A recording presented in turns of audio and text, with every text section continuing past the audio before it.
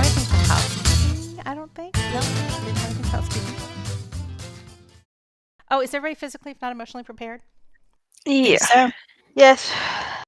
Yay! Okay, so last session you guys arrived at the hamlet of Sweetwater to spend the night on the grounds of the Smiling Satyr Inn at the expense of your host, the halfling trader Matthias Rylan, who offered to pay for the caravan's lodging in exchange for saving his ass from a nest of harpies. Matthias also invited all and sundry to a feast at the inn to celebrate his wife Greta's birthday.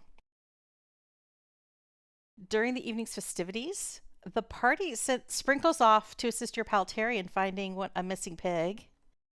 Meanwhile, you noted a curtained cloakroom that was being guarded by the inn's bouncer. You investigated, and at one point, Terel used, finally, the cloak of rabid squirrels as a distraction. Yay! And you discovered that the cloakroom concealed a hidden passage to a room containing a network of 4 working teleportation circles. And in exploring these portals, you identified that the first takes you to the Grey Peak Mountains, roughly a day away from the village of Parnast, which is ultimately your destination, but there are some obstacles that prevent this teleportation circle from being an easy way for the whole caravan to instantly go to your destination. One arrives in the mountains, which is kind of hard for wagons and livestock. 2, the entry to the teleportation circle room, it's large enough for people, but for anything that's larger than a medium-sized creature, it's not going to fit in. So maybe like your owlbear and some of the livestock and the wagons themselves just aren't going to make it into this teleportation circle room. So people only, pretty much.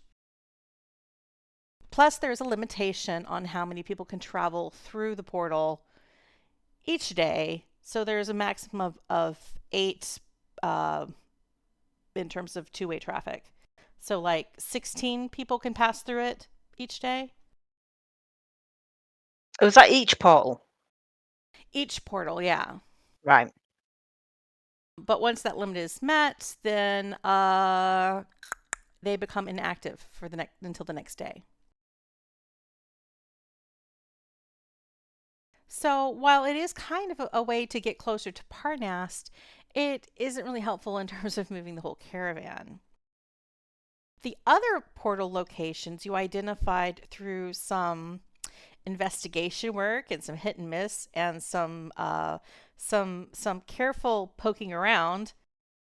The second portal leads to a supply cupboard at the Eric Amanitas Adventuring University in Sycumber. The third led to the empty sarcophagus of Lady Belafana's late uncle Danilo Than, located in the Than family crypt in the City of the Dead in Waterdeep. And the fourth portal led to a confessional booth at the Morning Light Cathedral in Silvery Moon, which is a couple days away from Terel's hometown of Oakshield. 2 of these locations, the supply cupboard and the Than family crypt, had some unnerving sounds occurring outside the chambers hosting the portal. Being cautious, the party elected to not investigate the alarming sounds further and let them be someone else's problem. You guys did delve further into solving like the location of the confessional booth, and you fully traveled through it. Terel distracted a priest manning the confessional while Kai and Yelena checked outside the temple for recognizable landmarks in the city beyond. And while scoping out your surroundings, a well-appointed carriage pulled up in the street, and its passenger recognized Yelena. It was an old friend, handsome Moonsilver of the Moonlight Men, the group of adventurers that Yelena had acted as a scout for while they battled the cults of elemental evil during their last series of machinations. Handsome proved to be tied to the Harpers, the organization responsible for inscribing the teleportation network at the Smiling Satyr in the first place.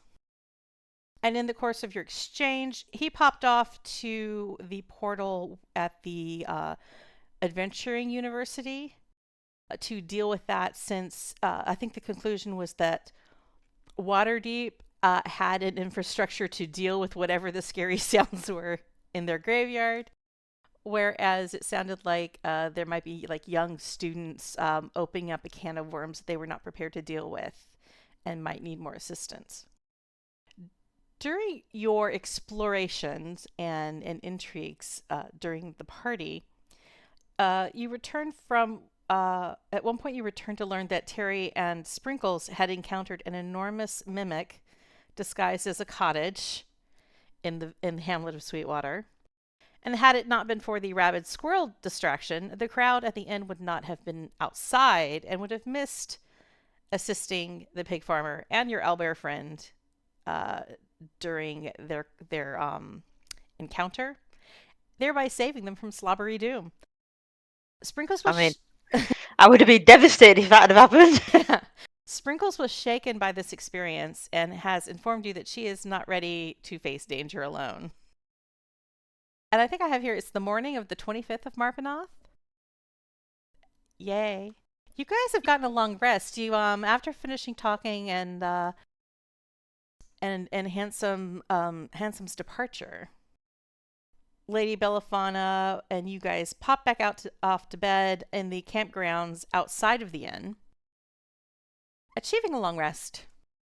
Yelena, you should roll a d8 for your Socks of the Well-Rested. Find out what your temporary hit points are. Woohoo! Woohoo! 1! You know, that's better than 0 hit points extra, so... Power!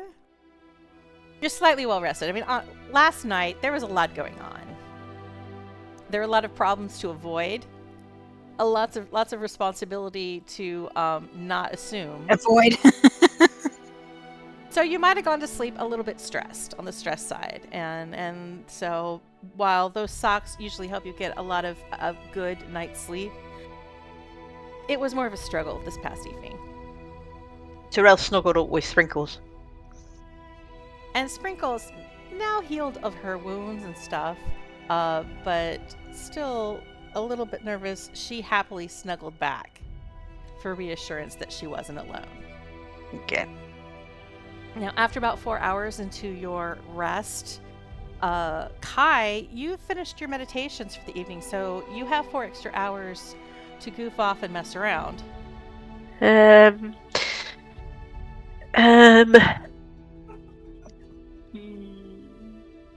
don't know what I was doing. What was I doing? Make an Arcana check. Okay. I think you should find where Lord Jormont's sleeping and tie all his shoelaces together. Oh, look at that! A natural 20 I'm already first up. drinking. And you know, there was a very high DC here, and with a natural 20, you blast it to shreds. Whee! So you're thinking, like, last night there was a point where you guys really wanted to like listen in on these teleportation circles, and you're a bit frustrated. You were thinking like, hey, I have these shape changers parts. Don't I have ears or something that are good for something? I'm not sure if you actually have shape changer ears. That might have been just something that an imaginary I think we had that in another life. I'm not sure. It might have been another life. Yeah. I'm checking because there's all kinds of crap. Okay, you don't actually have shape changer ears, but we can like retro that because you have all these body parts of those shape changers. And I'm gonna say with that natural 20 and thinking about this irksome problem that you give it some deep thought of your arcane knowledge, and you come up with an alchemical recipe where you could enchant using some of your shape changer parts to create a device that will assist your perception, giving you advantage on listening checks. Okay, sounds good. So if you want to spend some time making that... Yes, it sounds... Could come in handy. Yeah. Did I make an item for this thing? No, I didn't make an item for this thing. But I'm doing really fast. But I mean, we've got all sorts of other shifter stuff. There should be some ears in that lot. I'll have you take out... We'll take away one of the shapeshifter blood, so I'm going to change it to 2. Okay. And I'm going to take away 1 brain. Okay. And some of your alchemy supplies. I'm going to take away like 100 of your alchemy supplies, so you'll have 265 gold worth. Okay. And if I can make something, and you stolen, you went into the you snuck back into the Smiling Satyr Inn, and you kind of lifted a cup from the tavern portion of the inn, and you used it in your enchantment. Okay. Sounds like the sort of thing I would do. Well, I mean, nobody was around, and they weren't currently using it. So you wound up making an item called, I'm calling it a listening glass, and I'm kind of like in a hurry. I'm hurriedly making it, so I might like fill out the rest of this later. Yeah. But it sounds like the perfect utensil for listening. This basically gives you an advantage on perception checks involved with listening. Is it something that I can use whenever I want, or does it have a limit? You can use it whenever you want. Lovely. Though you might have to say like, okay, I'm actively using this thing because it is a cup. You gotta like hold it up to your ear. Yeah. After that bit of a delay, I am putting something into your inventory called a listening glass. Lovely, thank you. So that was during your time, your extra time. So you've just finished enchanting this glass, and as you do it, a figure comes out of the cloakroom, and it is handsome Moonsilver. He looks a little disheveled, like his hair is like slightly askew, but otherwise no worse for wear. And he spots you. I don't know whether you look guilty or not of doing it. Kai looks guilty no matter what, whether he's up to no good or not, so... Let me make a couple of rolls.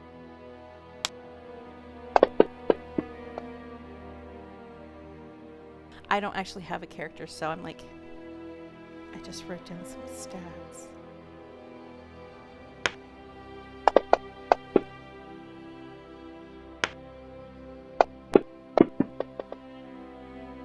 So he immediately like notices you, and like, oh, Kai is your name, correct? Yes. Yelena's friend. Yep. Everyone else is asleep. He's also an elf. So it's a little elf tete-a-tete here. He asks, I have not heard of a wizard, is it? A wizard named Kai before? I have heard of your other companion, Terel. Stillthorn, is it? Yes. From my Emerald Enclave connections. Are you connected to the Emerald Enclave as well?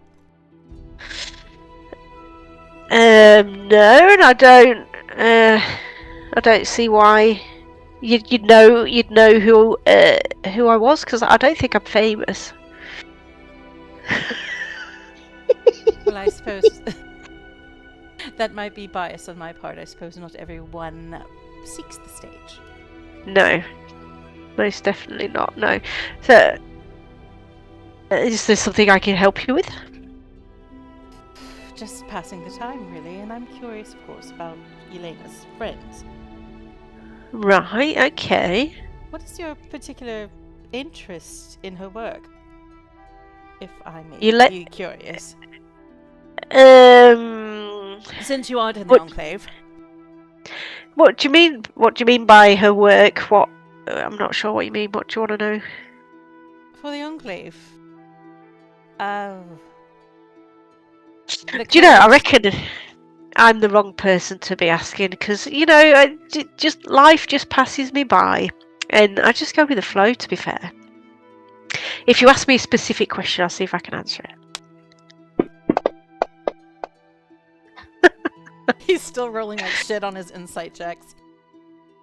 So his eyes narrow slightly, but he kind of shrugs it off, good-naturedly.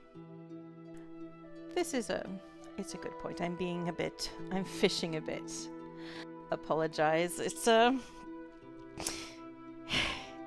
a bad habit from my profession.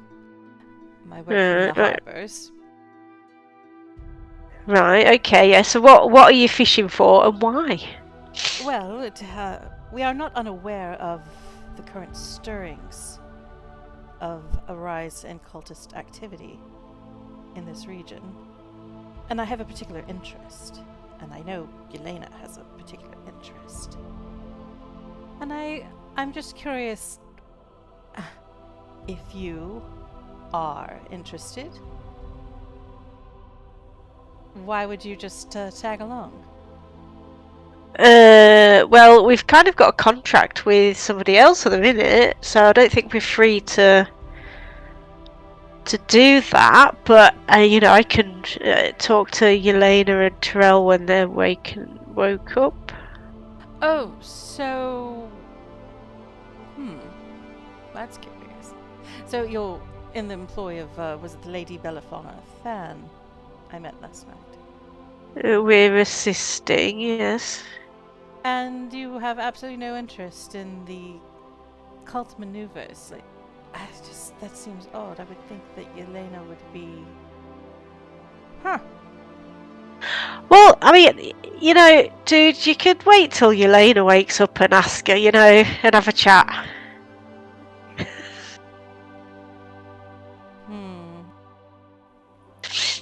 LOL. Does that So, Yelena, tell me. I can just imagine a really smug little smirk on Kai's face right now. Yelena, tell me, is Yelena a morning person? Well, she's an half elf, so she's not really sleeping in, is she? So I know you've said before she does like yoga a lot of times in the morning. Yeah, sure. She's finishing up her sun salutations.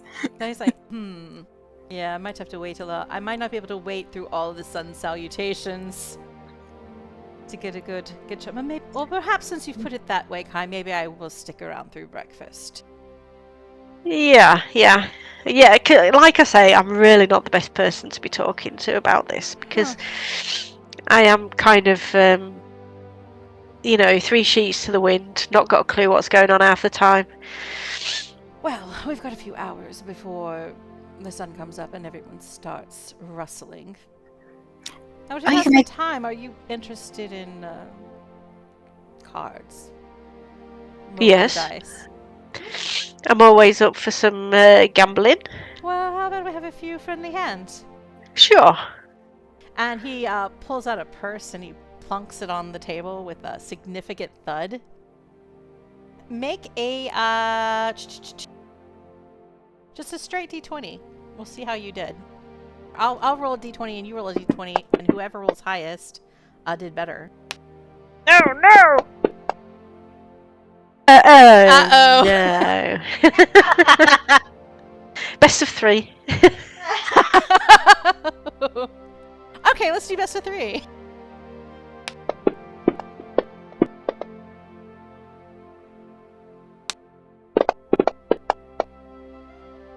Ooh, what all? So 1 for you, 1 for me. Okay, this is the tiebreaker. Okay. Yes. Oh! So Handsome, he starts out strong and he wins quite a pile of platinum off of you. And you're getting kind of nervous, but you got a fever for gambling, Kai. So you push through. You're like, quitters never win. Right. You don't usually say that, but like in terms of when gambling is involved, you do say that.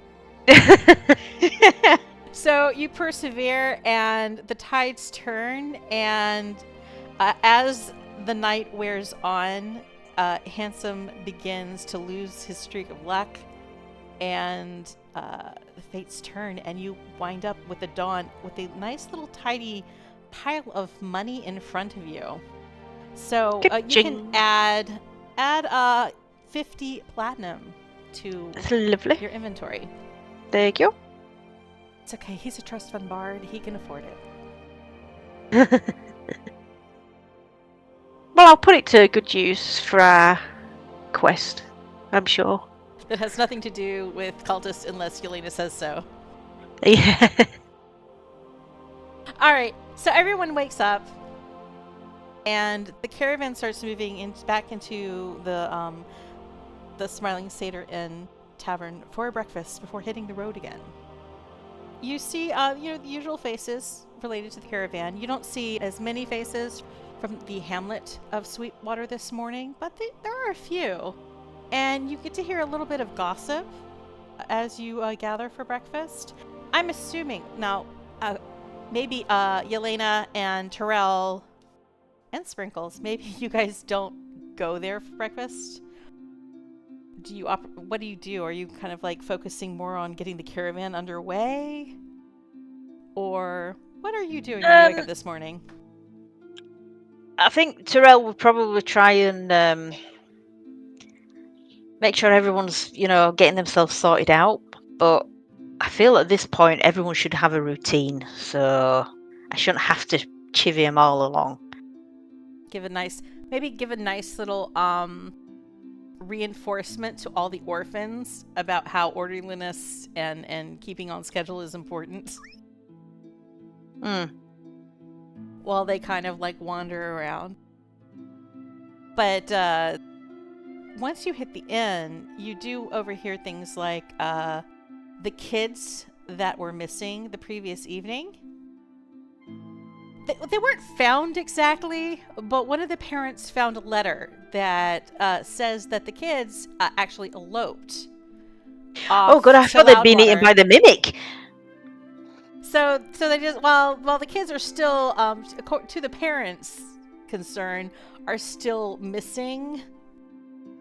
And you also figure out that like these two families kind of had a bit of a rivalry.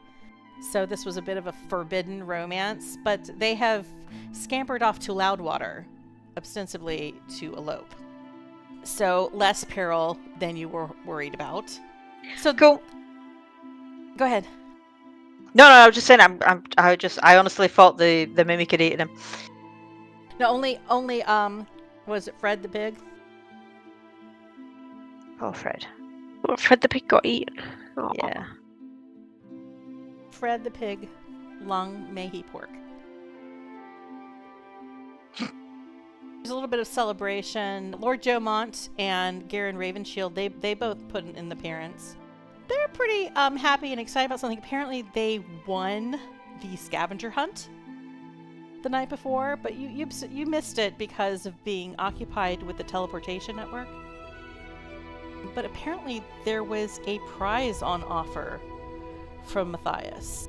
They have not picked it yet. And Lady Belafana, she shows up as well. She's a little bit dejected because she's like, man, these sound like good things and worth something. So I kind of wish,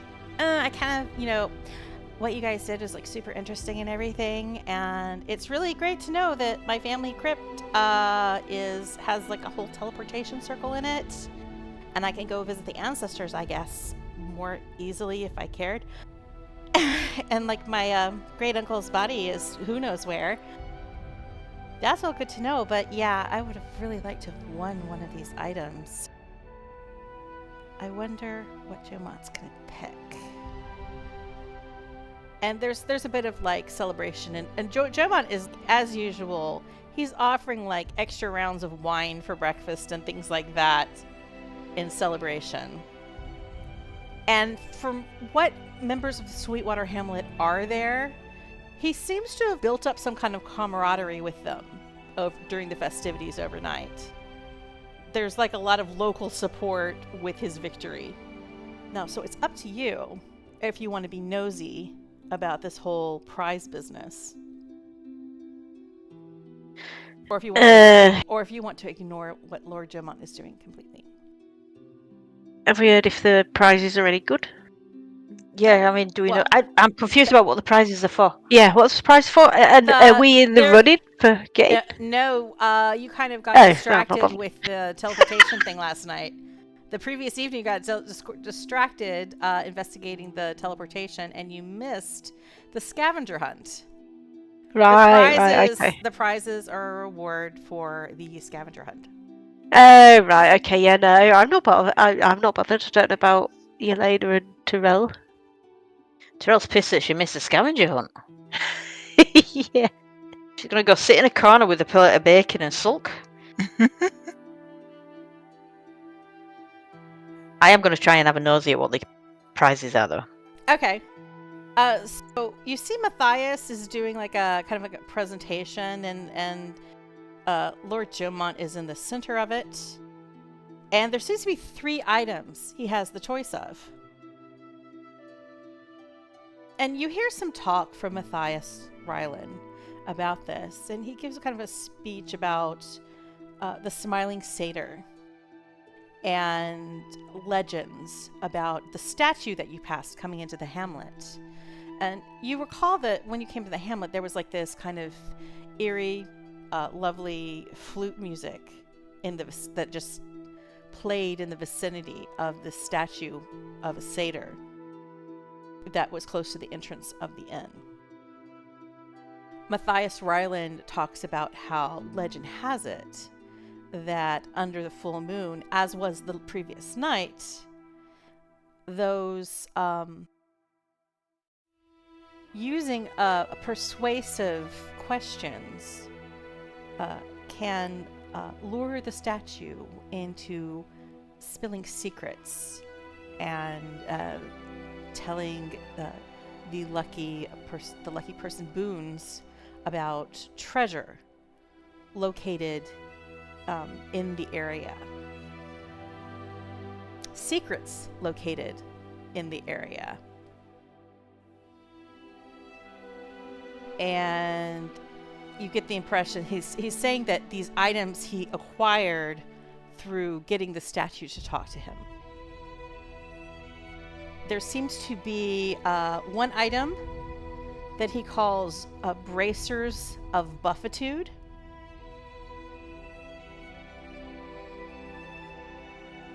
He says the unarmored amongst you could find no better boon to bolster your puny forearms. Lord Jomont doesn't seem very interested in that because he's very much an armor boy.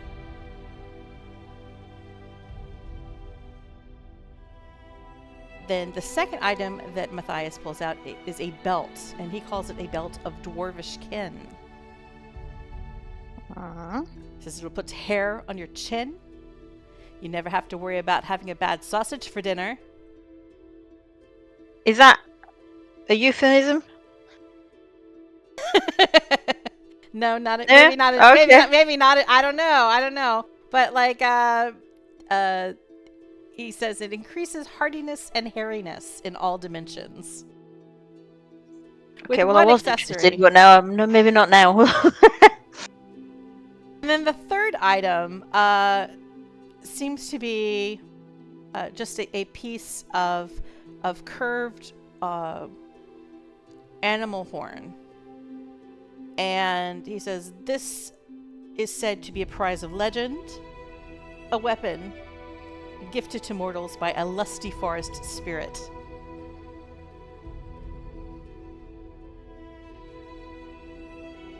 Kai, if you're paying attention at all, you can do an Arcana check to see if you recognize, or you can use Identify to try to cast and identify what any of these things are. I don't know if you have that spell though. I don't think so, because it sounds like it would be useful. Love it, running theme. Yeah. I mean, your blowing up spells are useful most of the time, the way this campaign has gone, but...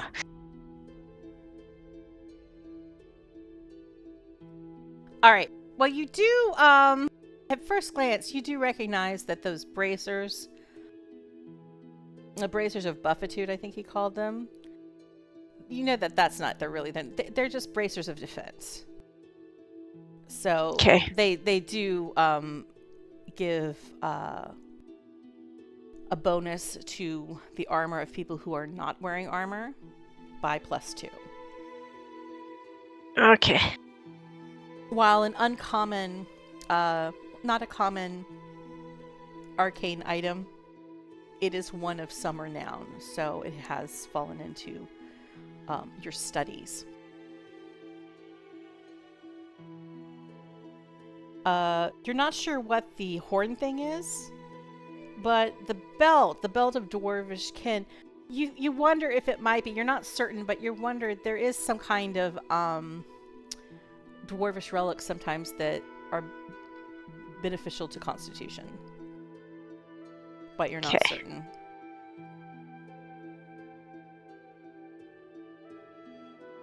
So Lord Jomon is picking, and he's kind of like eyeing both these things. He's not considering the bracers whatsoever. But you see him like scratching his chin, trying to decide between taking the belt or the piece of curved horn.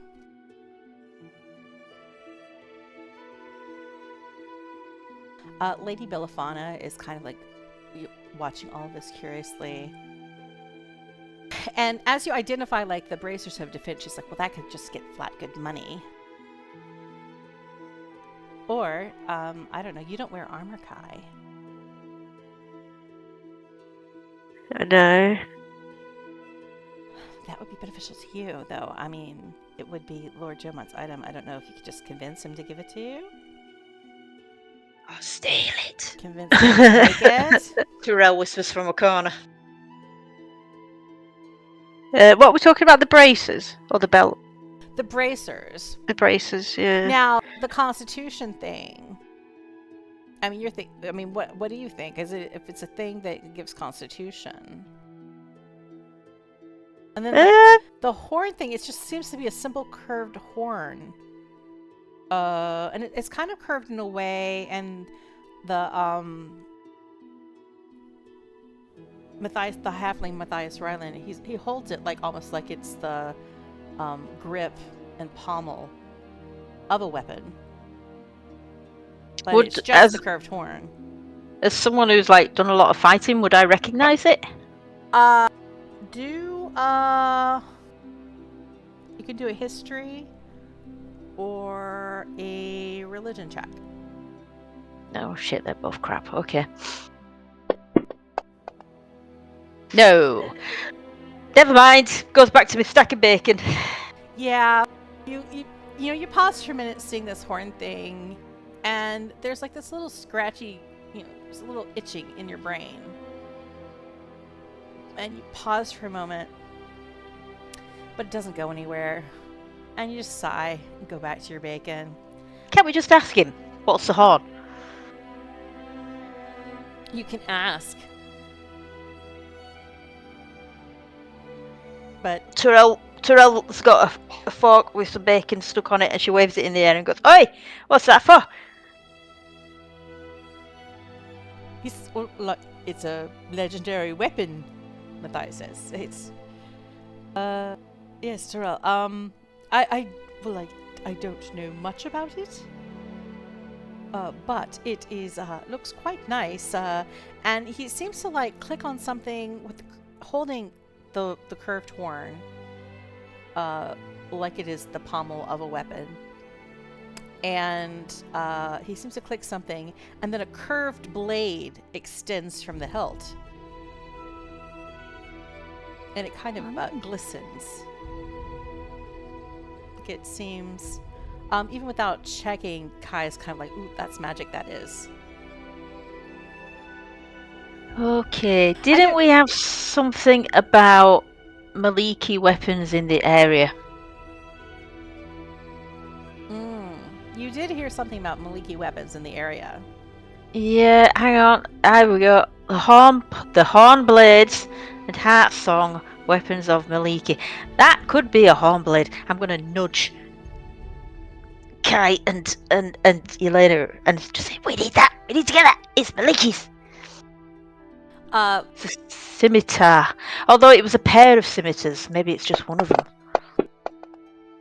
So Lady Belafana is nosy, and so she leans in once you start whispering to them, and she hears this, and she's like, "What, you need this weapon?" Well, they do belong to Maliki, and I think the cultists are trying to get hold of them. You think? Well, you should get Lord Jomont to pick it, or if he doesn't pick it, what are we gonna do? Steal it. Crimes. Glad we're all on the same page here. Okay, well, do you want me to try to influence? Do you want to try to influence? I think out of all of us, the people Jomont's most likely going to listen to is me or you, Terel, because he seems to respect your opinion.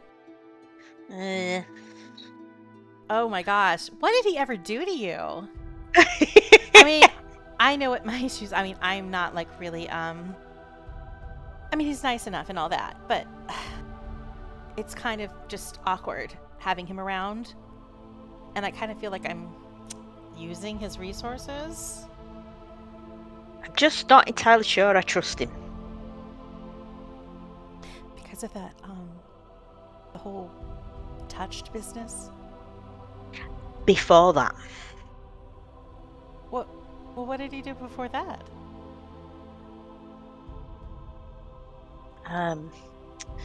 Not sure how to explain this. I mean, we're not sure he actually even did that. We don't know if he's flame touched or anything. I mean, and even No, if and he I'm actually was, trying. that doesn't mean he's bad. I mean, I'm not bad. I don't have anything with these water cultists just because I'm this river touched bullshit that they talk about.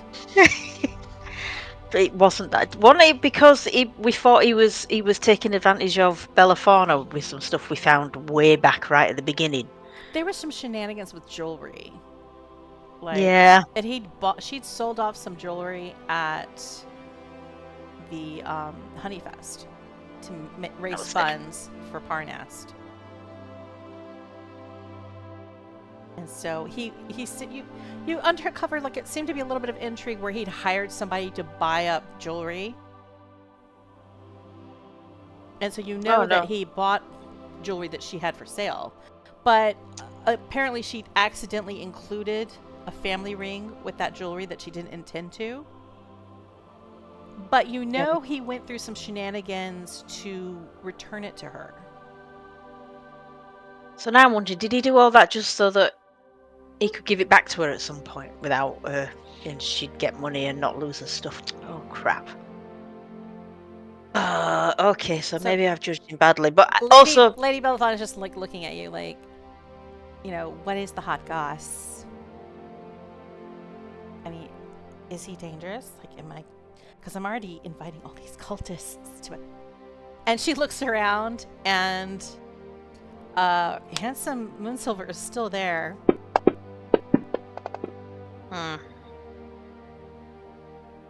And she looks up, and you can see that he's watching you guys whisper intently. I'm going to look at Yelena and say, your friend doesn't lip read, does he? Not that I know of. He does lip read. Oh, crap! Bullshit. And he's a harper. He's used to spying. Spying, yeah. Okay, here's the thing. We thought he was a bit dodgy when we first met him. And also, I know of his family, and I know that his dad was an arsehole. And even though his granddad was a good guy, it's just hard for me to trust him based on what I know about his father. He may prove me wrong. He's still got time. There's been a few times when I thought he was okay. But I haven't decided one way or another for sure. And he just tries a bit too hard. Well, he does try a bit hard. Yeah. And I hear what you're saying. I mean, I remember... Well, I don't think I ever ran across Renton Shieldbriar. But everything I heard was he was kind of an asshole.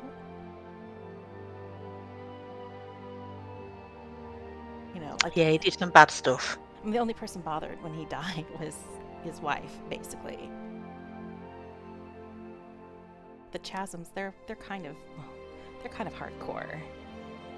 Their attitudes, they're very traditionalist, very snotty. Is that the wife's line? Yeah, the wife's family.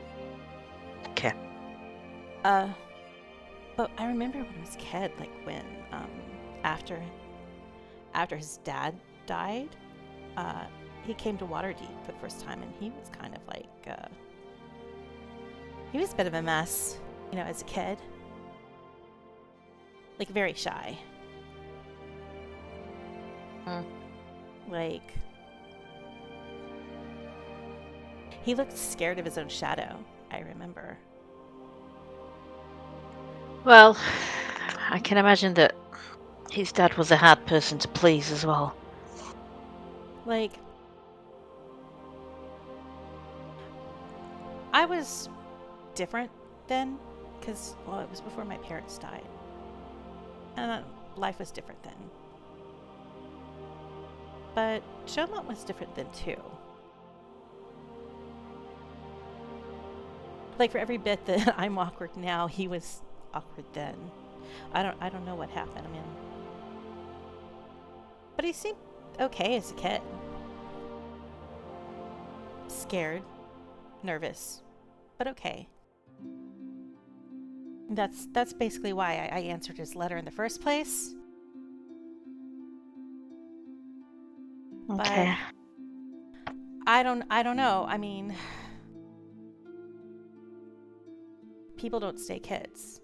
People grow up, and they can change in a myriad of ways. So I guess I don't really know him that well, but unless you have something that's like, you know, evidence of something really bad. No, it is honestly just a vibe. And in general, I am a very distrustful person. Well, I hear your vibe on he's too much. He does seem too much. Like, I don't always think that he's sincere with it. But I think he's okay. I think he's just, you know, different from me. That makes sense? Sure. Oh, but we're talking. God, he's gonna pick something. Should I run over there and try to like get him to choose something?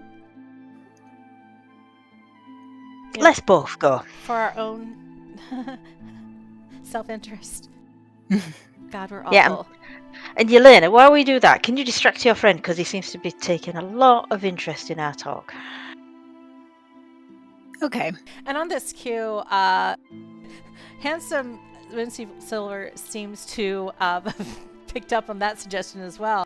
And you see him kind of like, you know, raise his eyebrows at you a little, Yelena, and give a nod in the head to talk privately at another table. Yep. So we go over there.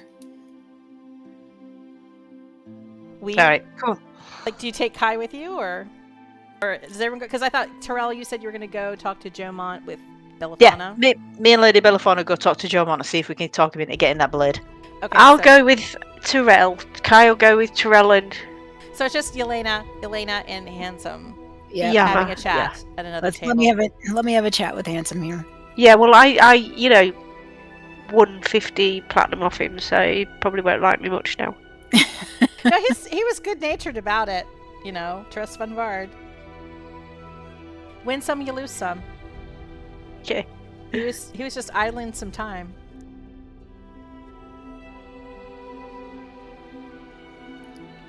So are we at the table now? You're at the table now. All right. So I heard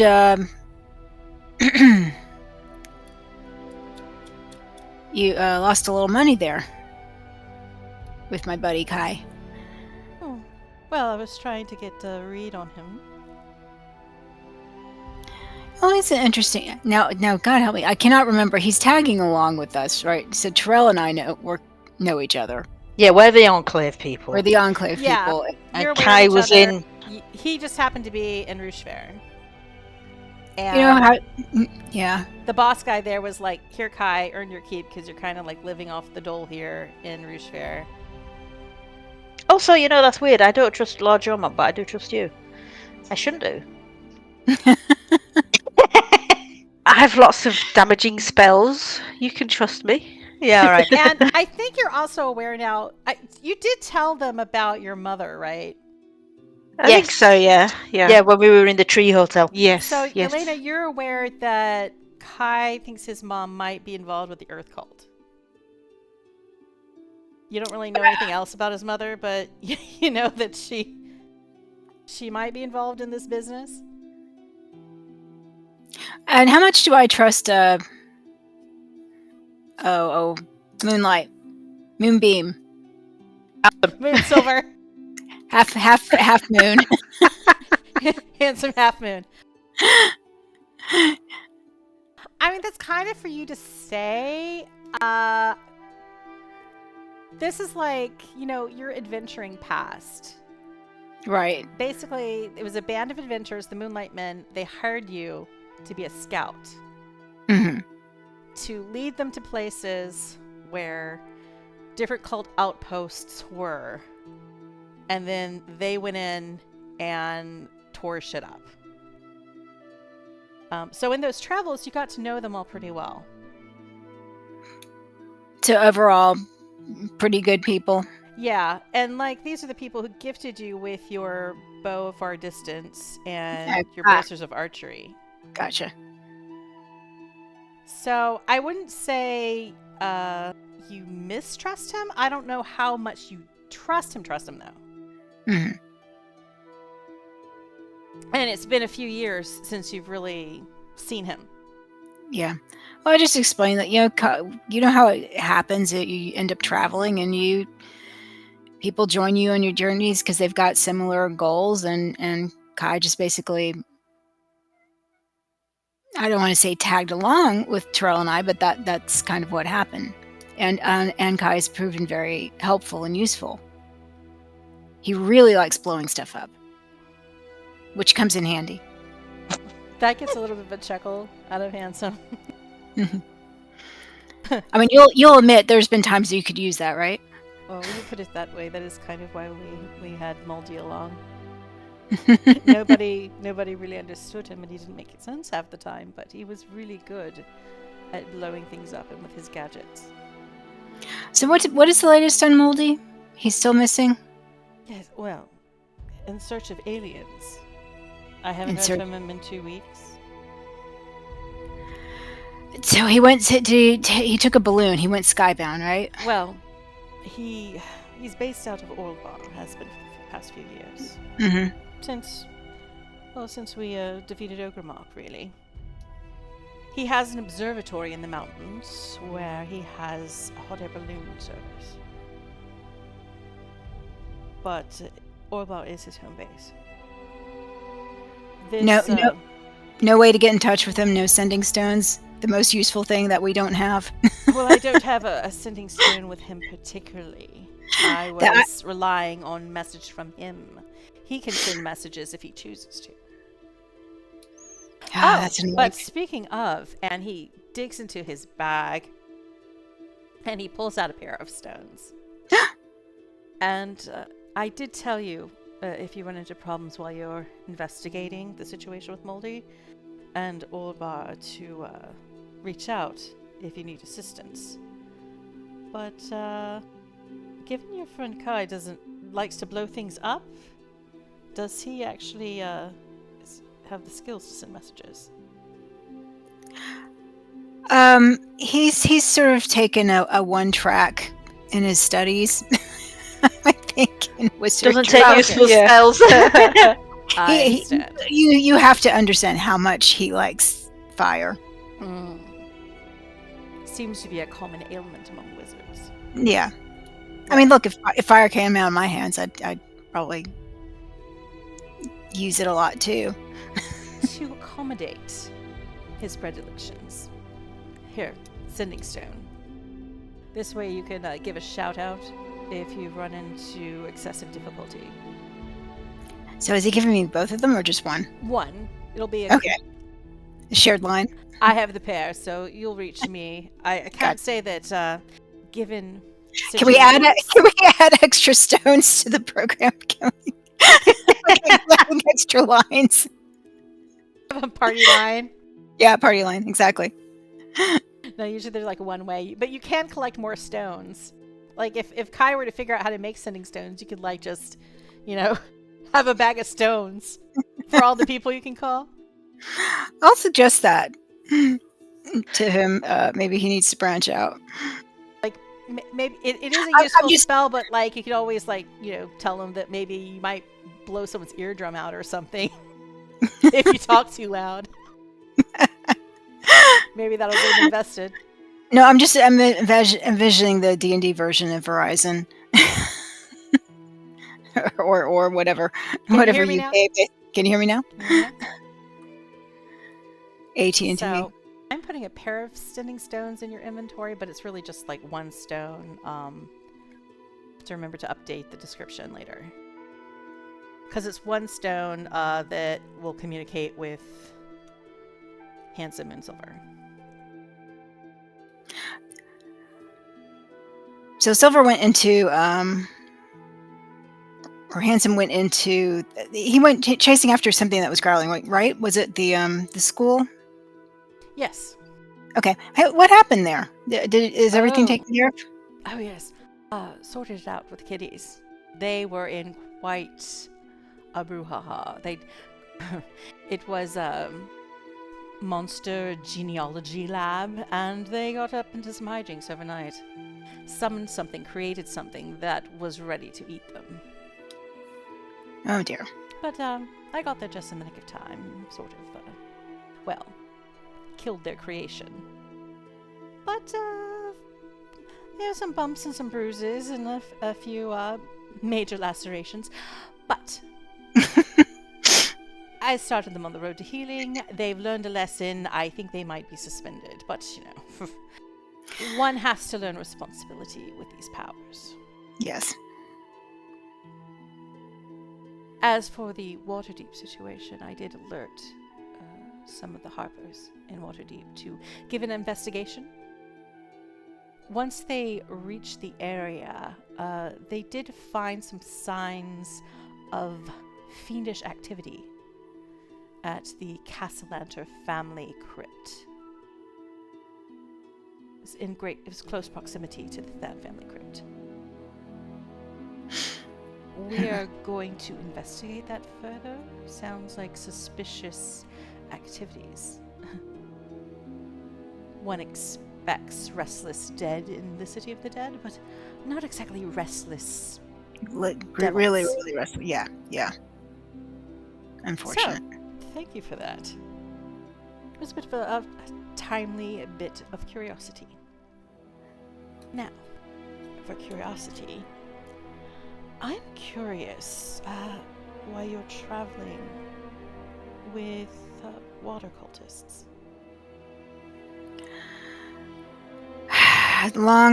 Long story.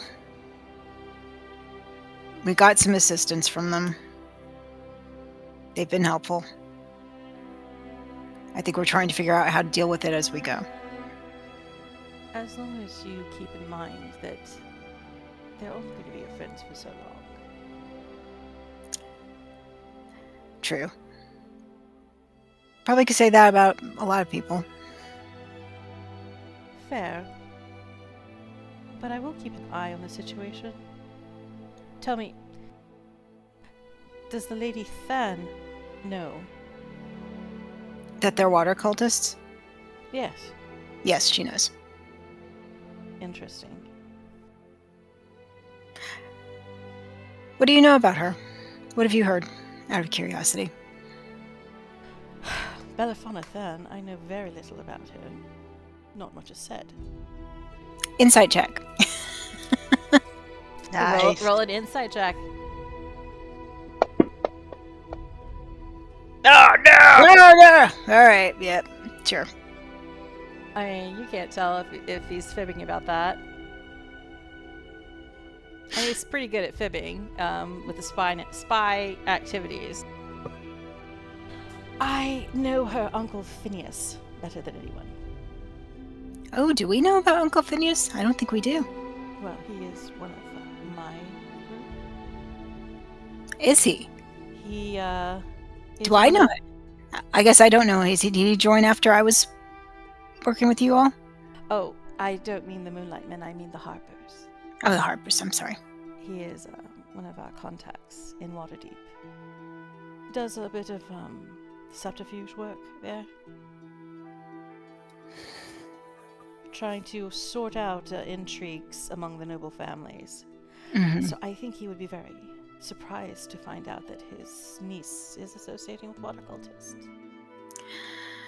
Well, I can assure you that it's more out of courtesy and diplomacy rather than alliance.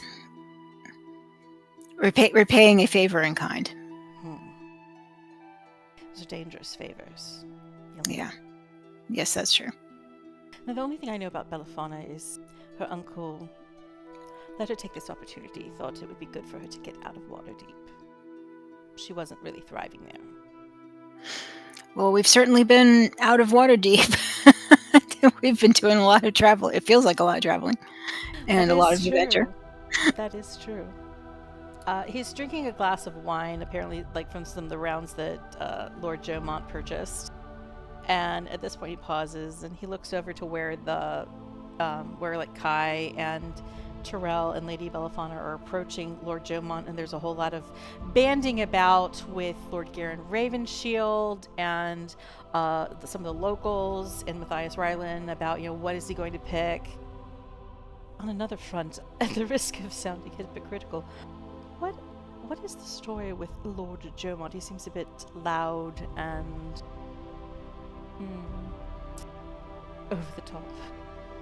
I think it's a whole Lord thing. I think that influences that. Now, sidebar here. I have history with him too, right? You have a little bit of history, like you know that he squired at a place near That's right. where you grew up, and you know about like during the elemental evil events that he fought fires in, I think it was Westgate, I want to say, which is probably the largest town near where you grew up in the Crypt Garden Forest. Mm-hmm. Unfortunately, I think the only thing that is his issue is that he's a little bit snooty and awkward. Well, I might be a little snooty, but I'm not awkward. No, you are not. So, it's not It following takes my style. it takes a certain amount of smoothness to call yourself handsome. I think I pull it off. As well as anyone could. Of course. I do know, I've heard more about Lord Jomont than I have Lady Belafana. He is very much aligned with the Lord's Alliance. I think he does some work for them. I'm not quite sure what kind of work, but I think it is perhaps not as straightforward. Like there's more than meets the eye.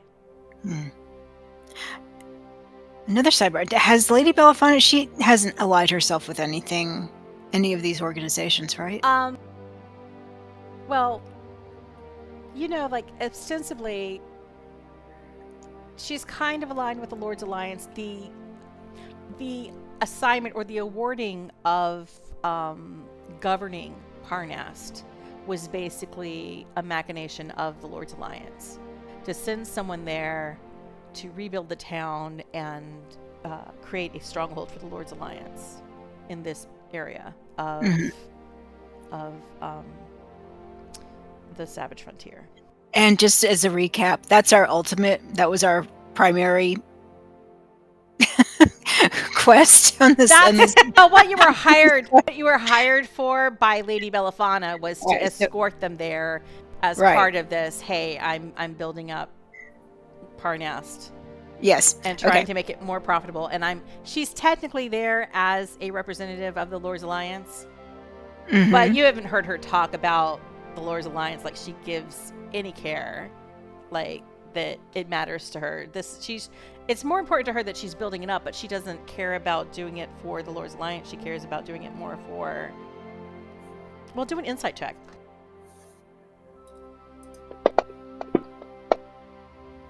Yeah, a little better.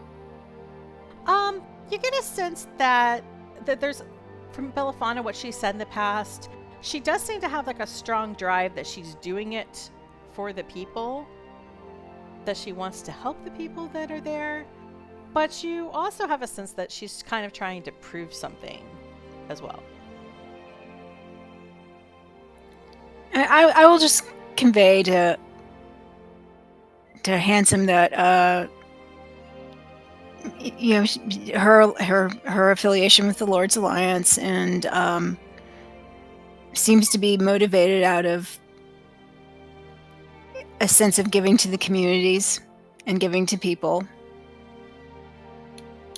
and overall, you know, aligned to goodness. And Chaumont Shilbar's presence here, why exactly is he coming along? I ask because Extra muscle.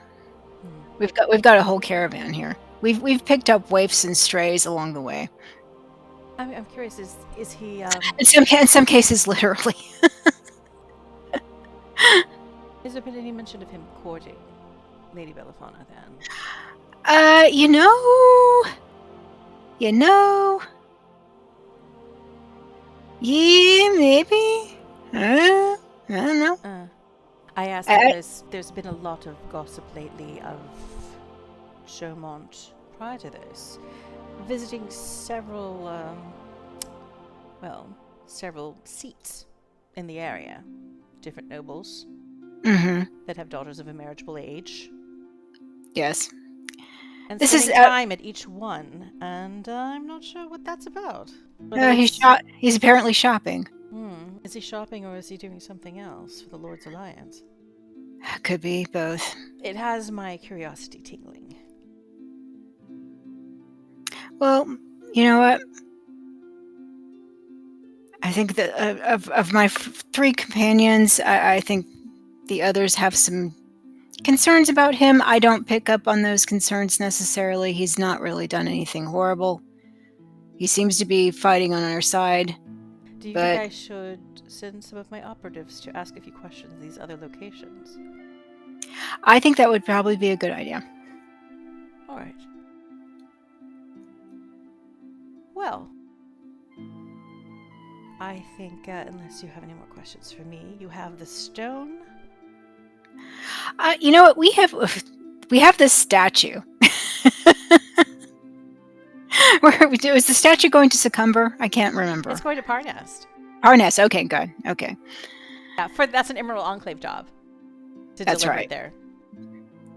You have a statue. So, is it of me? What is it? It's of the goddess. Angarad, yeah, the goddess. Angarad, yeah. So I convey that, and I convey that we've got this bag of holding it's in currently, and boy, it would be useful to unload that thing. So I guess my question is: are any of those portals closer to Parnast? Oh, the mountain one is about a day away from Parnast, in the mountains. Is there any? Well, trying to think if we can get the statue there that way, and then we can free up our bag of holding for other things. You have a bag of holding. That would mean it's transportable for you, but yeah, that's it. It's but not I don't really know a location set for transporting a caravan. It is the mountains with wild. So I'm just envisioning strapping a statue to a couple donkeys and walking it down the is not going to do it. Oh, if you had donkeys. Do you have donkeys? I don't think we have donkeys. That reminds me, though, I should have said that one particular portal in the mountains. Be careful with it. Yes, it's in the mountains. It was not one explicitly built by the Harpers. That's right. That is the Cult of the Dragon affiliated one, right? No, it's more than that. They used it for some of their operations. They were during a lot of their plots. They had a fortress, an outpost in Parnast before they were defeated a few years ago. They used it for travel there, but if you peeked through, you probably saw a larger structure. Yeah. So we added the teleportation circle to that location after we discovered those rings. We haven't had a chance to study them in great detail, but they're also teleportation related. We don't know where they go, however, so I would be very careful. If you find yourself in that location, just proceed with caution. The only people we have sent through them have not returned. Oh, that's alarming. Oh dear. But that does seem to need to be activated, so you have that going for you. No accidental puffs through. So I'm glad you brought it up, because I forgot to remind you of that little danger. Good to know. Anything else we know? We've got the university. Aside from wayward students, no dangers there. The demon situation in Waterdeep is hopefully being taken care of, or fiend. Oh, and I have a few more resources coming through. They'll be settling here, keeping guard over the portals here in Sweetwater. Mm-hmm. So hopefully, it will be more restricted access in the future. They are aware of you, though, if you find the need to use them for transportation. Okay, good to know. You have the Harper's blessing. Thank you, sir. Well, I should return to my business in Silvery Moon. Well, it's good to catch up with you. Thank you so much for your help and all the information. It's good to see you, Yelena. I guess it pays off to be a little nosy sometimes. I wouldn't have caught up with you. I've made a life out of it. It's kind of fun. Find Moldy and take Yes. care of him. I have a lot of irons in the fire right now, or I would do it myself, but I hate the thought of losing another one of our group. We'll do our best. Good luck and Godspeed. And he gives you a little salute, and you see him. He leaves back through the cloakroom. Terel and Kai, with Lady Belafana, you approach Lord Domont. Mm-hmm.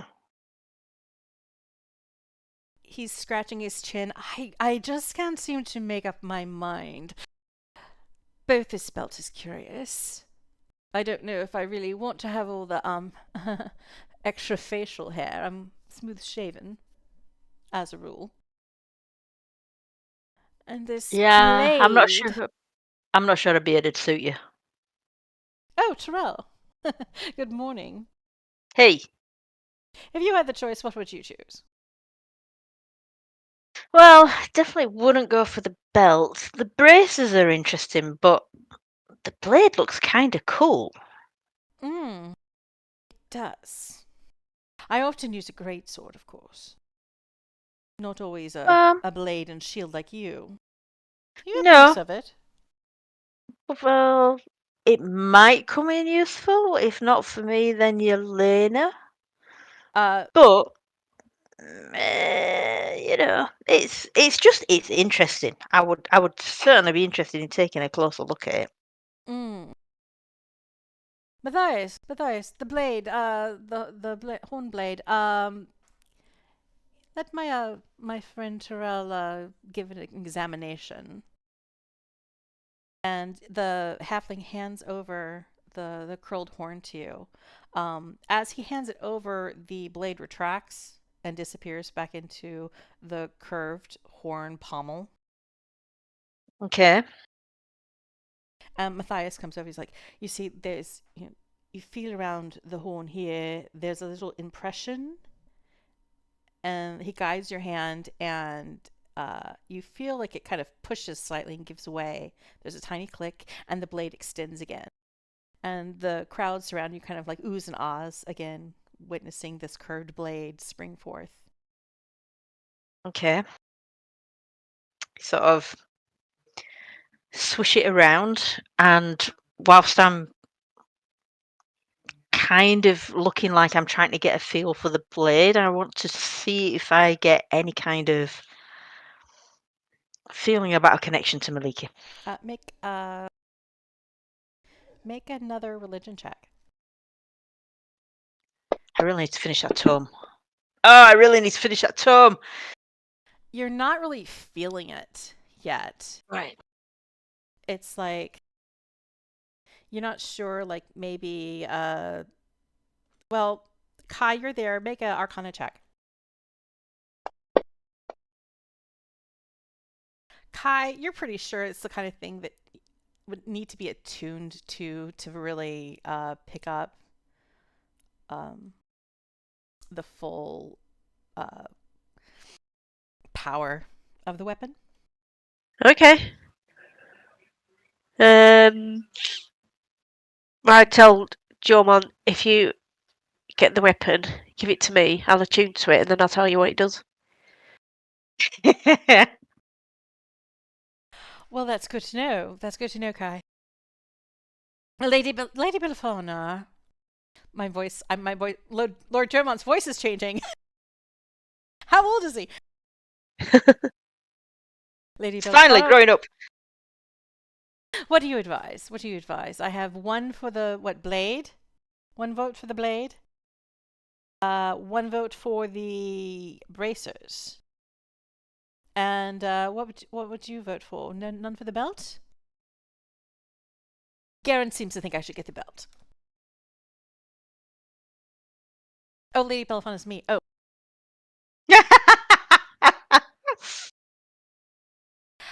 Too many characters. Yeah, you should totally get the horn. That seems like the coolest thing. And like you said, like facial hair, who likes it?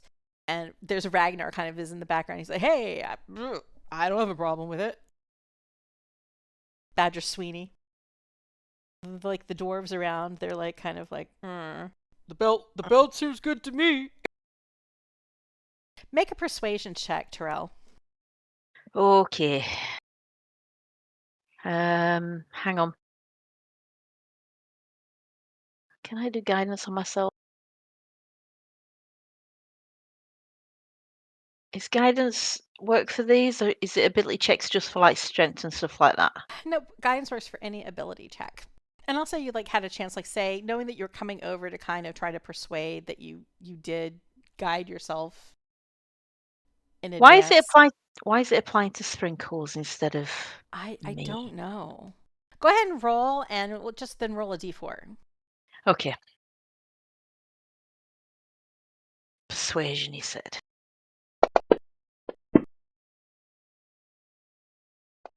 Oh, you have sprinkles targeted. How do I have sprinkles targeted? She's not even on the damn thing. I think it's from last session. All right. When you were healing her. 13. So your persuasion is kind of Nah. 13. Do you want to use any inspiration to redo that? Do you know what? Yeah, I will. Because a 13 isn't quite good enough. Can I use guidance again? Sure. Actually, let me see what he does first. I know I have to say beforehand, don't I? So, oh my god, that's worse. Best I can do is the same score. So, all right. Let me roll for Lady Belafana. She has absolutely nothing to aid her persuasion, except just normal royalty stuff. Cast guidance on her. She's worse. Never mind. She's worse. Christ. Fucking hell. So Lord Jomont's like, I mean, it's nice, but I don't know if I could use this horn at all. Okay. I turn to look at the it's the guy who runs the tavern who's got the It's Matthias. Things, yeah? Matthias, the halfling you rescued from the harpy. All right, then I look at Matthias and say, how much for the blade? Let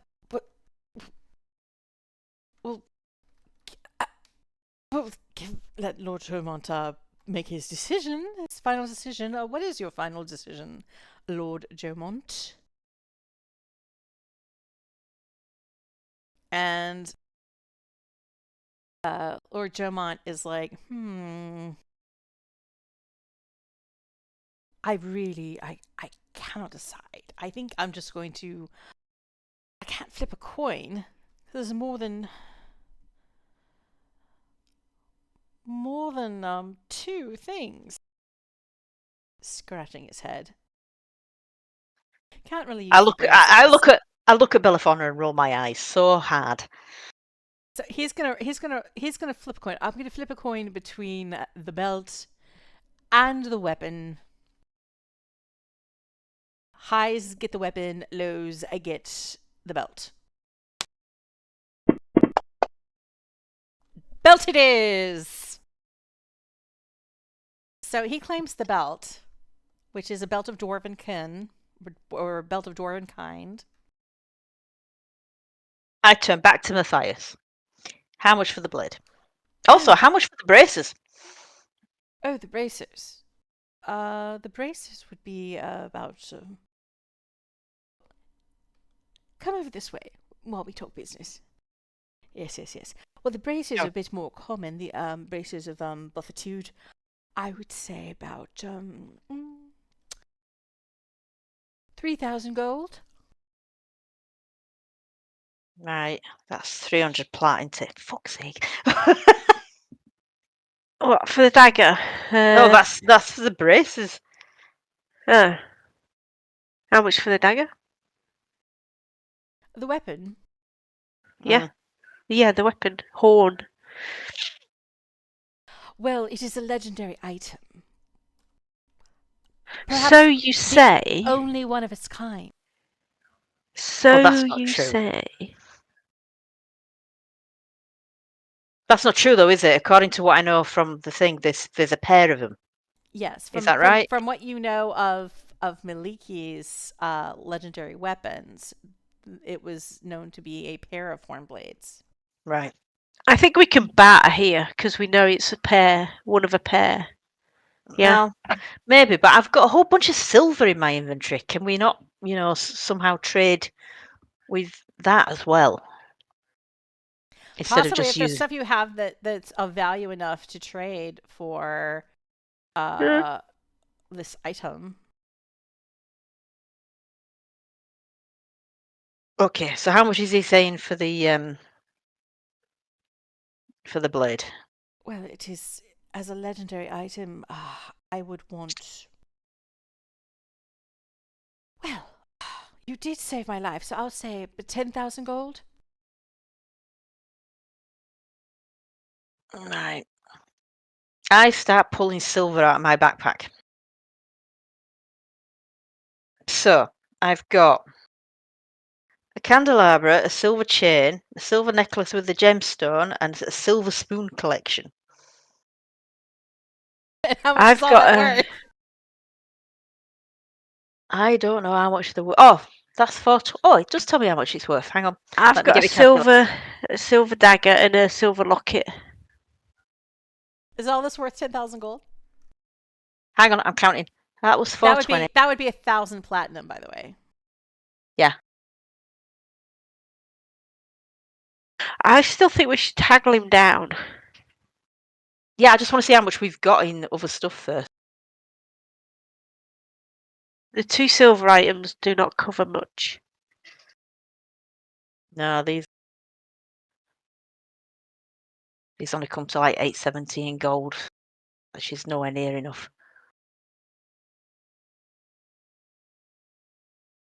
Mithril ore is worth 600.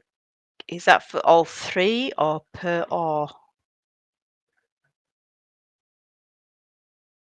I think that was for all 3. Right. All right, I'm back to thinking that Yelena was right with the crimes. Actually, it might have been per. And also, I've got this 200-year-old bottle of whiskey that it says is rare, but it's only worth 200 gold pieces. Well, for whiskey, that's rare.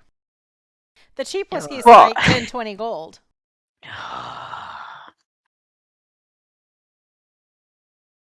Right. I mean, even if we haggle him down, I've got nowhere near enough to get that off of him.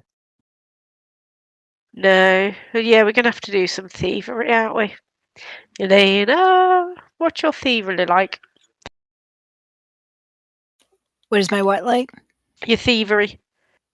Thievery. I have got pretty good whatever sleight we of call it. hand. Yeah. +6. Is there anything else you would take instead of plat for the blade? Some service we can do that no one else can do for you? Well, items in trade, of course. If you could dispel the pirates that are currently roaming the river, that would aid my business. I would be able to resume operations. Oh, we could do that. Is this the Greyvale Run river you're talking about, or Logran? Greyville. Yeah, Okay. Logran, I think, is the river where closest to Orlbar. It splits off. Where are we at the moment? The map search says Sweetwater, but we've moved on from there, haven't we? You're at Sweetwater All right, okay. on the Greyville Run. And where are the pirates? Do they have a base? The last time I made a trip to Orlbar, they accosted me on the waters. I barely made it out alive. Because we are going that way. Lost a great deal of my wares. And I can't risk business that way. That's why I was traveling by wagon. For they took my vessel. And that's why I traveled to Loudwater instead for my last merchant trip. But that is, well, equally precarious with harpies, though you did take care of the nest. My wife is encouraging me to stay home in the future, and, well, any trade would be an excellent reason for me to fund being a homebody. So Okay. I would be willing to trade for cold hard coin or some item of value that would fund me being a house husband. That would be lovely. Or anything that would restore my profession. Okay. We are going that way, so potentially we could do that. Assuming you don't sell it beforehand. If you are earnest in addressing this, I know of your capabilities. So if you're earnest in pursuing these river pirates and clearing the river for my trade, well, then I can hold off selling this relic. And you will give us the relic First right in of refusal. trade. So just in pure trade for getting rid of the pirates, so you can carry on trading on the river. No other payment is required. It's just purely that service. Yeah. Yes. Purely Super. that. And Shall we do it? if you bring me anything of interest for trade in exchange, we could perhaps do an exchange on these braces. I think you had some interest. Okay. Okay. Cool. I was about to say we've got a whole posse of water cultists that might be able to help us out here. Well, that's what I was thinking. I was thinking those giant alligators would be Yeah. fantastic. Yeah. Right.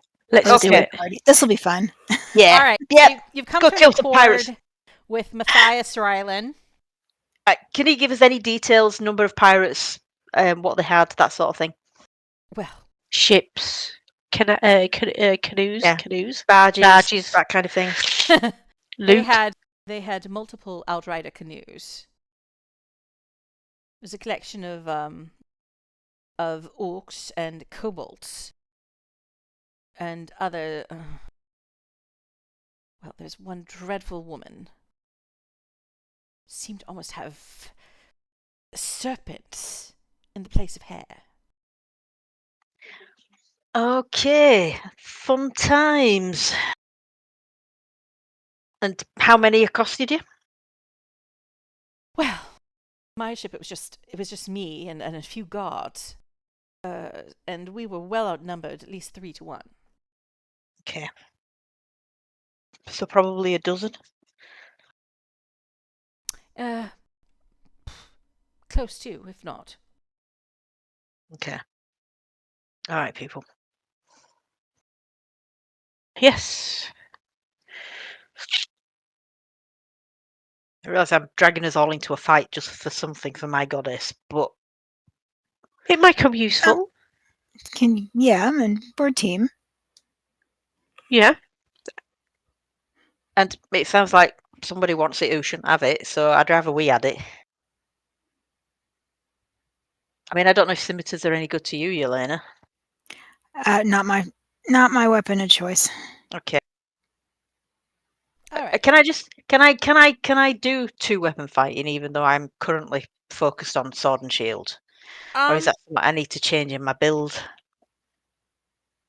I am not certain. I would have to double check if you took a fighting style. You might miss out on some kind of benefit. Yeah, if you because I know had- I took the protection thing so that if anyone's Yeah. close to me, they So get the if you're not carrying a shield, you can't do that business. right. I mean, But I it don't doesn't think matter at the moment. I don't think it's a thing where you have to take a feat like in 3rd edition, or you're gonna suck enormously. Right. Okay, I'm just thinking. I mean, it doesn't matter anyway if there's only one of them at the moment. So There's still a kind of thing where, like, I think with two-handed fighting, the offhand usually needs to be a finesse weapon. right, so more like but you know, this as one of Maliki's followers, we might be able to do something about that. Okay. Well, I won't worry about it until we find the second one. But yeah, because her horn blades are meant to be used as a pair. okay, even if I can just, grab it so that the cultists don't get it, that's something. That might be targeting you now that you have it. Ha ha ha. That's true. If they find out. If it's such an ancient bloody relic, why were they giving it up as a prize for a scavenger hunt? Well, if you ask Matthias where he Yeah. got this, anyhow, say, well, this is one of the bits of treasure that the satyr blessed me with. Which satyr? The smiling satyr, the statue. I gave the whole myth thing. Did you not hear that? Did I hear that? Have I missed something? I've had particular luck in getting it to speak to me. That's how I got all these treasures. I go out on a full moon night, implore it for some of its wisdom and secrets.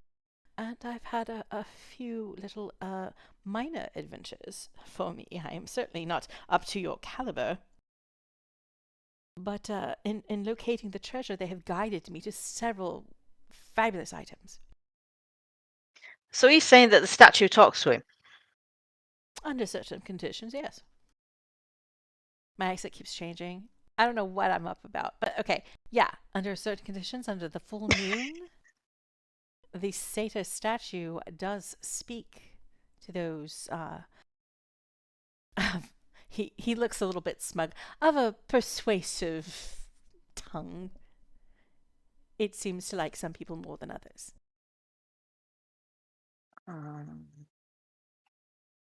Okay. We've passed the statue, haven't we? On your way in to approaching the inn, you did. Okay. This is the statue that played some kind of otherworldly flute music. Yeah. When you're within about 20 feet of it. What's the current moon status? Last night was a full moon. Oh, shit! Okay. Right.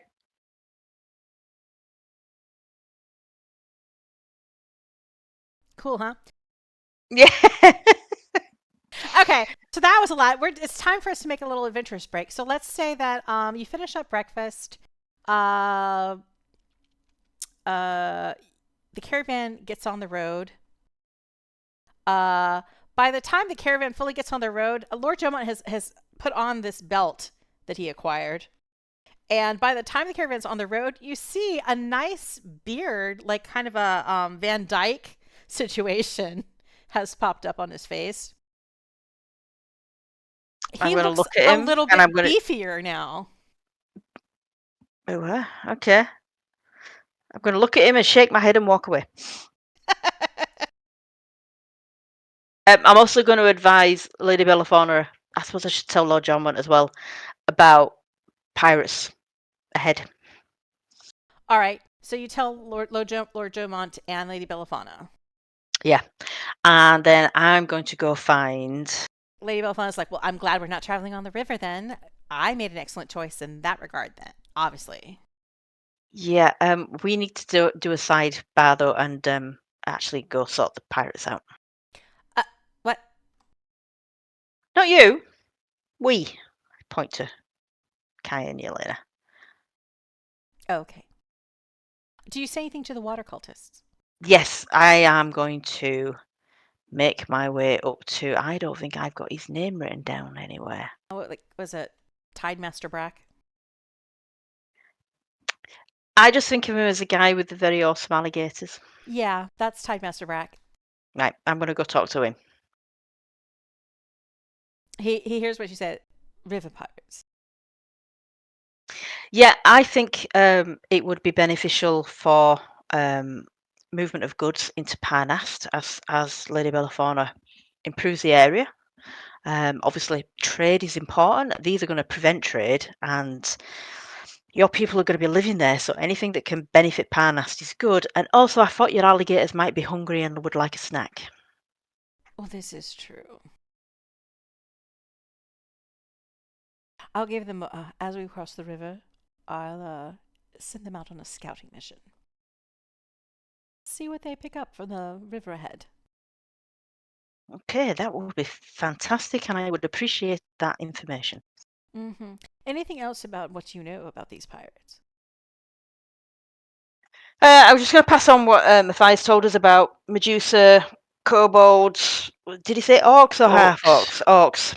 And about a dozen to 20 potential pirates with canoes. Okay. All right. Understood. And, well, if we find there's a large number of them, my associates are particularly suited toward combating river pirates. But there is the question of being discreet. True. So think about that. Discretion versus assistance. Okay. And with that, we're going to... the caravan is underway, leaving Sweetwater with a whole lot of information and craziness and a little adventurers break Okay. while you get on the road. Back in a few. Alrighty. I have returned. I'm here. We're here. Is everyone physically, if not emotionally, prepared? Yeah, kind of. Still melting. Melting. It's too hot. And also, Rach has a cold. I mean, if you can As well believe as it. Yeah. the Oh, that heat. sucks. That's And awful. I know. menopause. A cold Oh. in the summer is like the worst thing. Yeah. Anyway. What day did I say it was? The 25th or the 25th. I'm sure you said 25th. I did say that, yes. So the caravan rolls out of Sweetwater. This tidy little hamlet that was full of surprising intrigue and opportunities. Having made your deal with Matthias Rylan to sort out river pirate activity on the Greyville Run in exchange for the Hornblade, or what you suspect to be one of Maliki's legendary Hornblades, as a reward. And the possibility of acquiring a pair of bracers of defense in trade if you find any treasure that is of equal value. You're on the road, rolling through the countryside. The location where the forests surrounding Sweetwater soon fade away. And the road becomes more plains-like, flatland, less brush, just an expanse with the mountains becoming more and more of a rocky partner to your travel. The first day travel passes without any incident. No rain. There is some wind, which causes... It's heavy enough that sometimes the wagons feel a bit precarious, almost like the gusts could tip over were it not for the heavy cargo. The fabric covering the wagons acting almost like sails. But it proceeds, and you camp out one night, uneventful. During this night's camp, each of you, Yelena and Terel, you have maybe 2 hours to spend on your own activities. And Kai, you have another 4 hours to do anything that you want to do. I'd like to do some more reading of that book, which I still don't seem to be tracking how long I've got left on it. I think I have a note on it. Religion tome. So you've now done 22 hours out of the 24 needed. Cool. Kai, was there anything that you were interested in doing? I don't know, I've got an alchemical recipe for Rejuvenator in my inventory. Is this something that's waiting to be learnt or written down or something? Well, that spell is something that you pulled out of Emilio Amanitas's tower, or his cottage, I guess, technically. But it is a very powerful recipe. And it requires certain items to successfully use. One of which was a wyvern egg. I'm not quite sure what the other ingredients were off the top of my head. I think you found it in his study. A blood of a wyvern egg, hag marrow, whatever that is, astral dust, and the blood of an ancient dragon. Well, okay, so I'll put that to one side. It's a shopping list. And you've only got access to one item on it. But you recall that you found that recipe in Emilio Amanitas's study, along with a ring that you brought along with you, but you just kept in a pocket. Okay, so shall we have a close look at the ring? You could have a closer look at the ring. What's it called?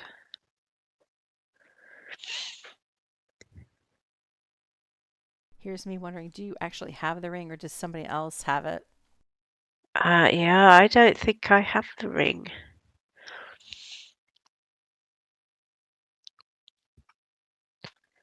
What's it called, sorry? It's a ring. I think it's one of the things you never identified.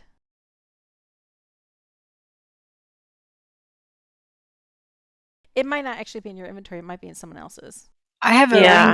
I have a ring of mind shielding. I don't see a ring of anything in mine. And there was the only thing that was in the party inventory earlier. You know what? That might be it. The ring of mind shielding. Yeah. Does that mean we've looked at it before? No, I don't think you fully identified it. I think that you figured out part of what it does. That it would protect you from a zone of truth. Okay. But we think there's something else to it. But you haven't fully identified it. Oh, right, okay. So is Yelena asleep? Can I rifle through her bags while she's napping? Sure. I think Yelena would probably give it to you. Or if you're like, hey, that ring we got, I want to look at it a little. You could do that too. But you could also try to lift it from her bag while she's sleeping. No. I'll just Yelena. Kai will come up trying to pickpocket, and she's like, here. Yeah. Useless. Yeah. Okay. Thank you, Yelena. I'll give you it back when I'm finished. Sure. So what do you do with the ring? I don't know. What do wizards normally do when they're trying to figure out? Sit and You've meditate. looked at and- it. Now, some wizards would have a spell called Identify that tells them everything about it. Oh, But yeah. that's not really your kind of style. Otherwise, you've examined it. You've examined the runes for what you recognize. Otherwise, you know it's magical. Otherwise you would have to probably attune to it to learn more about what it does. Right. And if I attune to it, I won't be able to. Well, if I then take it off and give it back to Yelena, whatever the magical properties were would go. Is that right? Or would Yelena be able to attune to it? Anyone could attune to it. It would take like an hour to attune to it. Okay. Well, Do you want to just drag it to Kai's inventory? I mean, we might as well Sure. find out what it is. Yeah. I will drag it so that it is now in Kai's inventory. Okay, so and attune. Oh, I can only tune to 3 things. Is that right? Mm-hmm. So So to I need examine to. this ring, you have to like pop off your ring of protection and then pop this back on to pop this on to look at it and examine it in more detail. Right, ring of protection is off. Ring of mail shielding is on, and attuned. Well, I'm ticking the attuned button, so in an hour I'll be attuned to it. Yeah. Yeah. So let's just say like as part of your 4 hours of free time, is pop on this ring, you're looking at it, and after an hour passes, a voice pops into your head. Well, now it's about time. Hi there, who are you? Oh my god, it's Dolly. Kai. This isn't. I get the feeling this isn't Ernest. Ernest? This isn't Ernest. You don't sound like Ernest. No, I'm not an Ernest. I'm Kai. Well, hello. Who are you? Kai. Who are you? Yeah. Ah, Hi. I am Amelia Amanatas at your service. Why doesn't Ernest have my ring? How did you come by it?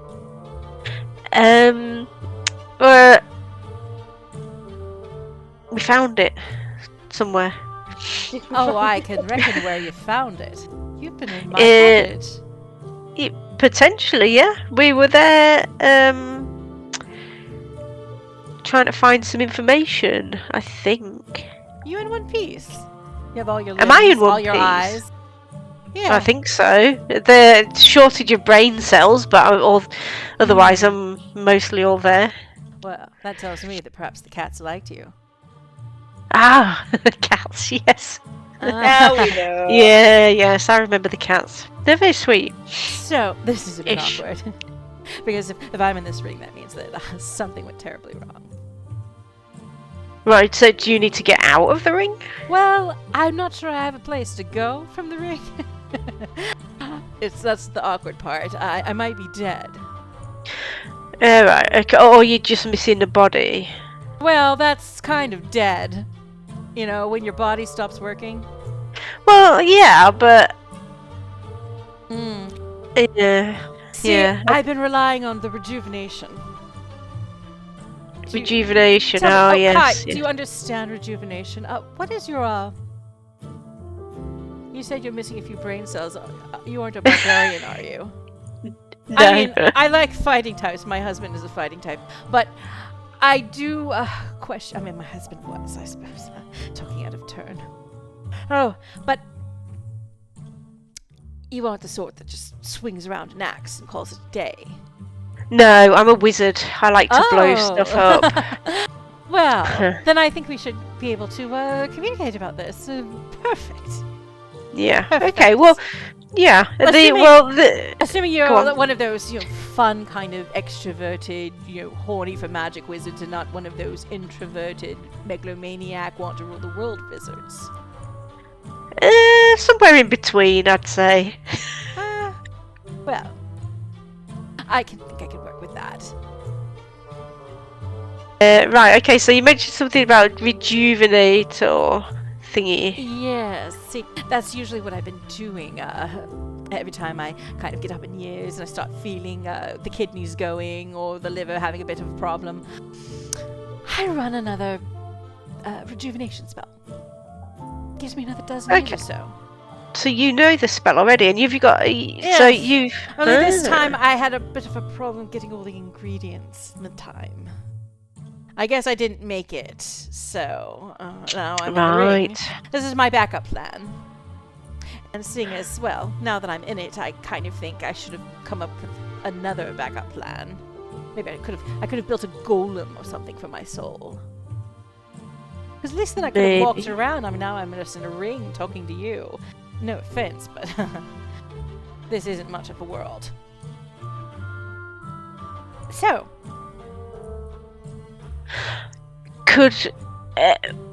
would I be able to help, or would I be able to create a golem? Would you be able to help me create a golem? We could pop you into the golem. Well, are you? I can't see very well. It's quite murky, blurry. There seems to be a lot of rocks. You aren't in my cottage, by any chance? We're not in your cottage, no. We are on the road, on our way to somewhere. Orlbar. Parnast. Orlbar. We're going to Parnast, but we're... I guess you're going to the Dwarven Fortress. The Dwarven Fortress. Yeah, I'm getting my accent back. Dwarven Fortress. Because the village was wrecked. What are you doing there? Are you... Succumba would probably... Back in my cottage would probably be the most helpful. Well, I can't go backwards. We've got to go forwards. Well, that is philosophy, but it's not very helpful for my circumstance. But would you be able... Is there anything that we can do to help you now, or do you need to stay in the ring for a bit longer? Is there any danger of you becoming non-existent if you stay in the ring for too long? Well... What's the, I like talking story. To you. It's been a bit of a quiet, dull evening for quite a while. So, I do like having you wear this ring, but one of the properties of this ring... How trustworthy are you? Very. If you're attuned to this ring, and you die, your soul goes in the ring, kind of holding on to it until other dispensation can be found. So you don't have to worry about going to the afterlife, etc. Which is why I'm in it. But if you're going to go around wearing the ring and you're going to go die somewhere, well, you're going to kick me out of the ring, and I don't want that happening. It's a bit inconvenient, because that means it's probably donezo for me unless somebody went to the trouble of doing a true resurrection. And even then, I'm not sure that would work, because I was a bit up in years. Right, well, I can unattune and take the ring off, give it back to my travelling companion who is carrying you anyway, and we would just carry it. And if I do happen to die, which I don't think I will because I'm very good with fire,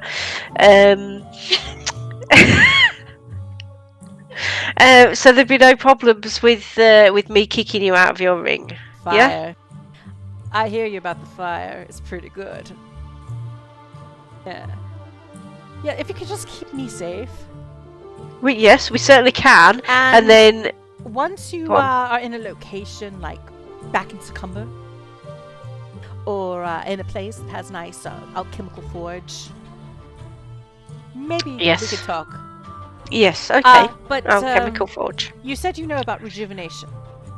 Yes. I haven't got any ingredients to do it, but I know about it. Well, if you could keep an eye out for those ingredients. I certainly will, yes. Because I'm going to need them. I do have a few of them back in Succumba. Okay. I do not have a wyvern egg. Okay. And I don't have dragon bits. Fine, I shall keep my eye out for those while we're on the road. That would be helpful. And actually... Yes. Well, just look out for all of them. actually. Yes. I will. This is a lesson to you as a wizard, Kai. Keep a stern inventory up to date of your alchemical ingredients. Being Okay. told. You do not want to be caught without in an inopportune moment. Right, okay. What do you think the most important alchemical thing is for me to be carrying around? Universal solvent is good to get you out of a pickle. Universal solvent, right? Okie dokes. There's also like a wondrous oil, I think. Oh, and there are leaves of certain trees that can replace any alchemical ingredient in certain recipes. That's a really good one to have around. Yes, I have a garden back in my cottage. You didn't perhaps see it by any chance? We might have done. Yes. I have a few of these enchanted trees, and the leaves or the bark of them replace magical components. So I was relying on those a bit. They can become a crutch though, and you can't really carry a tree with you. No. Are you able to chip off the back and like sort of carry you it? can with you? carry a few leaves with you, a bit of bark, but not too much because then you risk damaging the tree. It's all Yeah. peace. Okay. Bit of patience. Well, you know, when we get back to Succumber and go to your cottage, we'll have a right good old natter about it all, and you can take me round your garden and how whatnot. How was the old cottage when you visited? Lots of cats. And some very strange portals here and there. A little bit small, a little bit big. There were birds in cages. That was fun. Oh yes, you didn't let any of them loose, did you? Oh yeah, one of the birds turned into a devil. Do you know anything about that? You let the. All right, I do know something about that, and if I had hands, I would make a note to myself to do something about it later once I'm in a body again. Here's hoping I remember. Yes. What? You just let things out of cages, do you? Yeah. They looked really cute. Well. And then they didn't. That means, well, my estimation for how good this is going to go is just decreased a bit. So, okay. Have faith. Here's another bit of advice. The next time you find something in a cage, don't leave let it there. out. Just leave it there. Yeah, no touching. Yeah. I think we've learned that lesson, to be fair. Unless you're the one in the cage, it's probably for the best. Yeah. Well. We haven't let anything out of a cage since. Ah, so you did learn from the experience. Excellent. Yeah. Unless you have something else you want to ask me, I think I've had quite enough of you for one evening. So rude. Yeah, no, that's fine. Just keep my ring safe. Yeah, we will. I'll you'll be perfectly safe. I'll give you back to my very dependable travel companion friend. Excellent. And yeah, we'll sort you out. Well, I have such immense faith in you right now. Yep. Lovely. Right, it was lovely talking to you. I'm going to take you off now and put you back in the safe bag. Alright. Ciao. Bye. And you pop off the ring. Yep.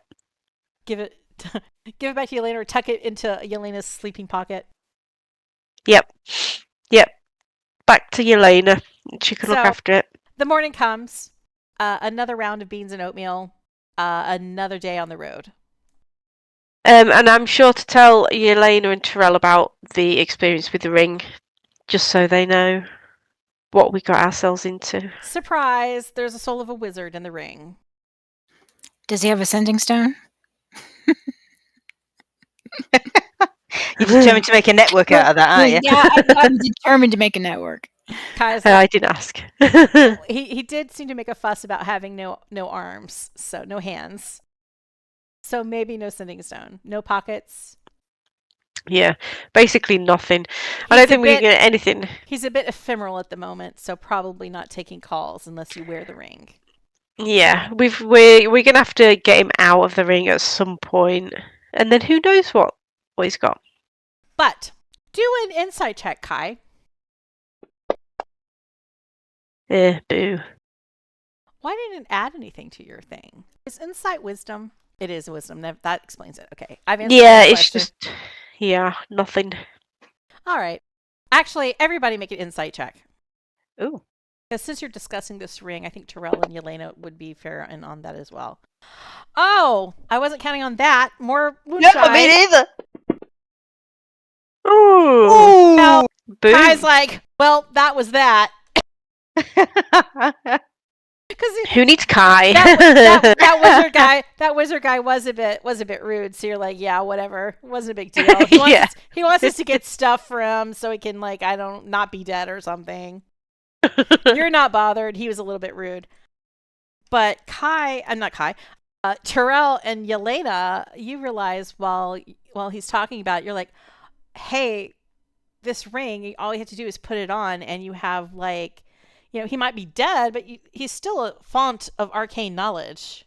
Mm. So he might know stuff, might know recipes, might know history or lore or something that might be helpful to you as you travel throughout your journeys.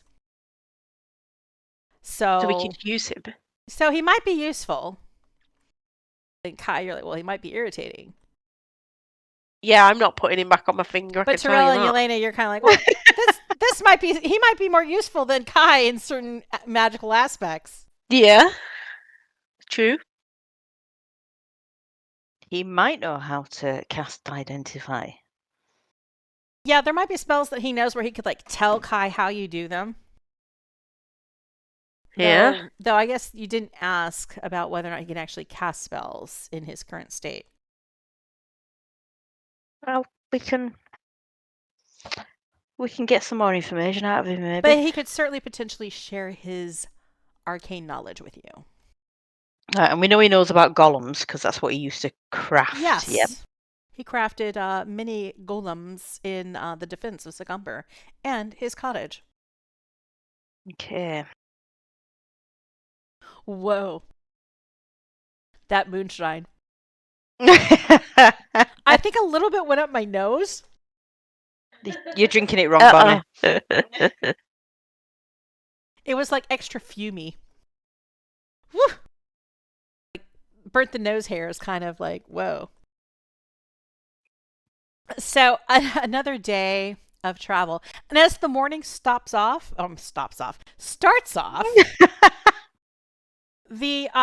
see that the river, while it's been to the southern side of the caravan, or the right side of the road,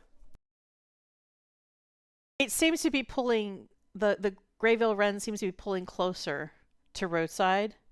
For a while around Sweetwater, it wasn't as close, and it was you basically approach the river to get to the hamlet.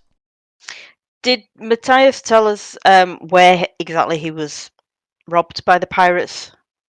He said he was doing a run, a long Greyville run toward Orlbar to trade in Orlbar when they. So he was actually on the river. He was actually on his riverboat, and you remember as you approach Sweetwater that he had a sign that he marked closed for Sweetwater traders.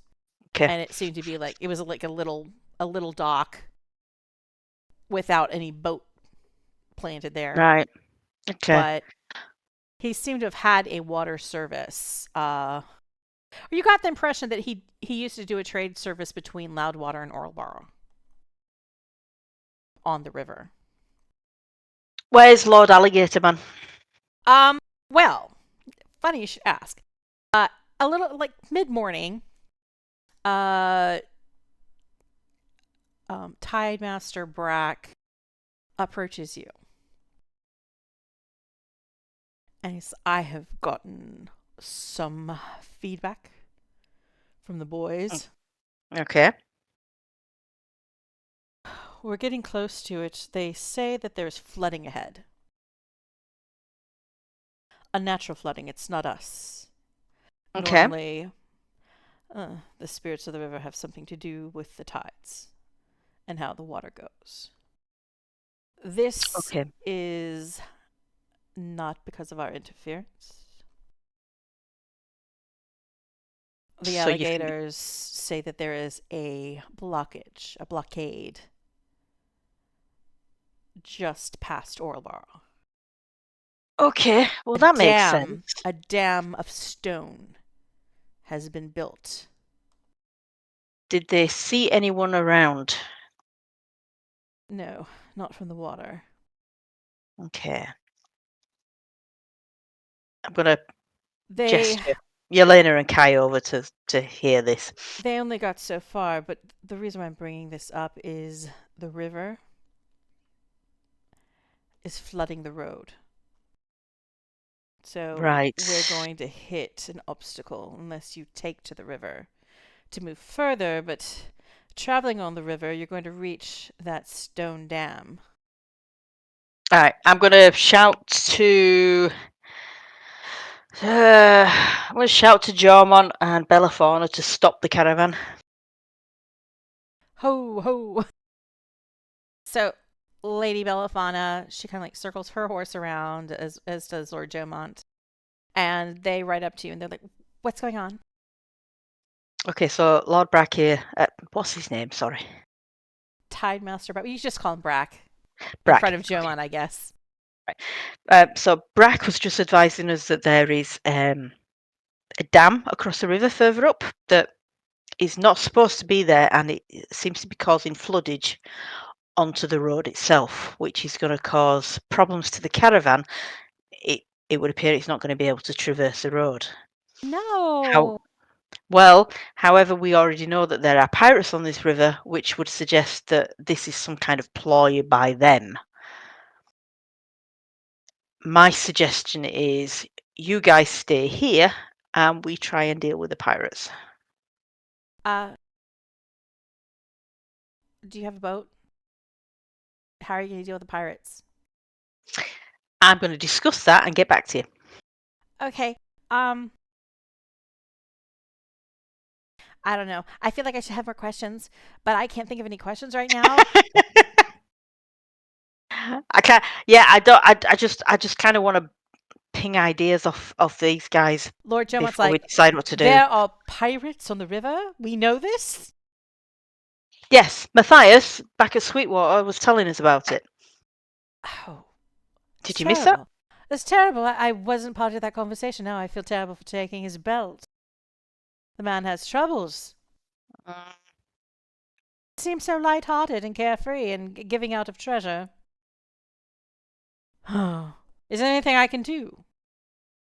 Possibly, but let me discuss with Yelena, Brack, and Kai, and we will come back to you. I don't want to leave the caravan unprotected, and I also don't want to risk any more lives than we need to. So, You think it's dangerous? I mean, obviously, it's a natural obstacle, having flooding. You don't think the tides are going to? Oh, you said that there was an obstacle crossing the river. yeah, I think the pirates have built this dam to cause disruption to traders so that they can then attack them and take their goods. Like a dead end in the river traffic. And obviously this doesn't help Parnast, so we want to try and remove them to help trade along the route in the first place. So Well, it's a shame. I know you have your timetable, Lady Bellafona. It's a shame we can't just fly the caravan over it.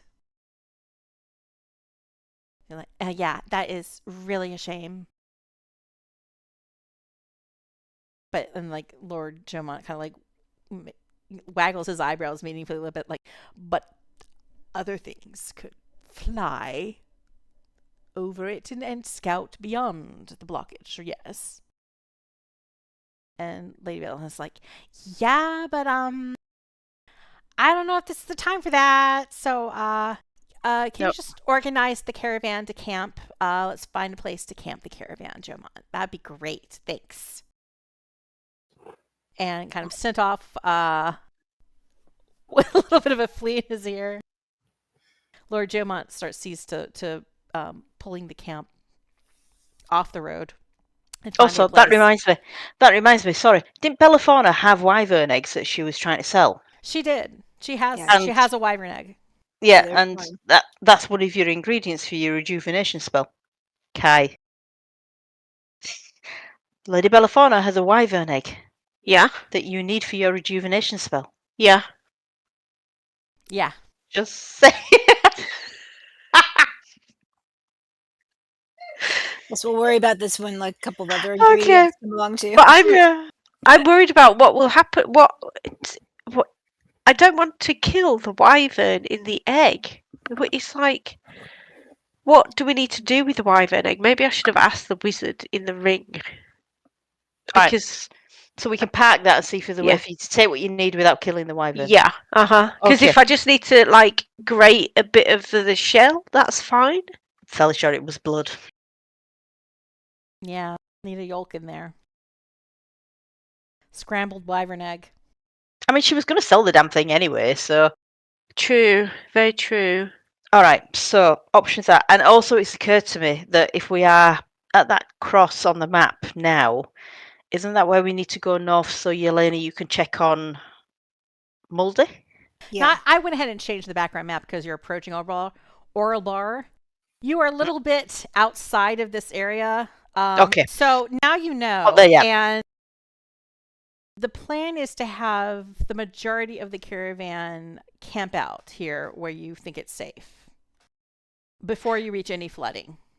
All right, so That's the impression I'm getting. Just like for you guys to yes, confirm. yes.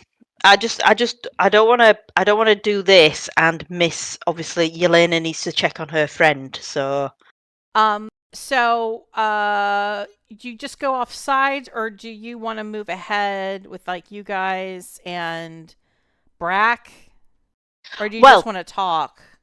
I kind of want to know whether, because he specifically said he didn't want to do anything that would draw attention to the cultists in the caravan. I'm wondering if there's any way they can manipulate the river to destroy the dam. Well, there's a question of the dam. If it is significant enough to hold back the tide of the river, that might require a certain level of power that is not at my personal disposal. Okay, so what skills can your group bring to this if we need them? Possibly, discretion being the problem again. Mm-hmm. The followers traveling with the caravan, we could potentially shape the flow of the water long enough for a caravan to make its way off-road toward Orlbar. But it would be difficult for us to do that without the people in the caravan knowing what we were doing. Okay, well It that would be makes potentially sense. suspicious. But if we destroy the dam, that would prevent the flooding on the road, although it's still going to be damp, isn't it? Potentially boggy, treacherous to the caravans. It might take a little bit of time for the water to settle, but once the dam is removed, we could assist in resuming the flow proper according to the banks naturally. Okay, is there anything that your companions can do with regards to the dam itself? I.e., can they create some sort of water flow that would damage it? No, I don't think we are powerful enough. You would require, well, you would have to pull potentially Fava here.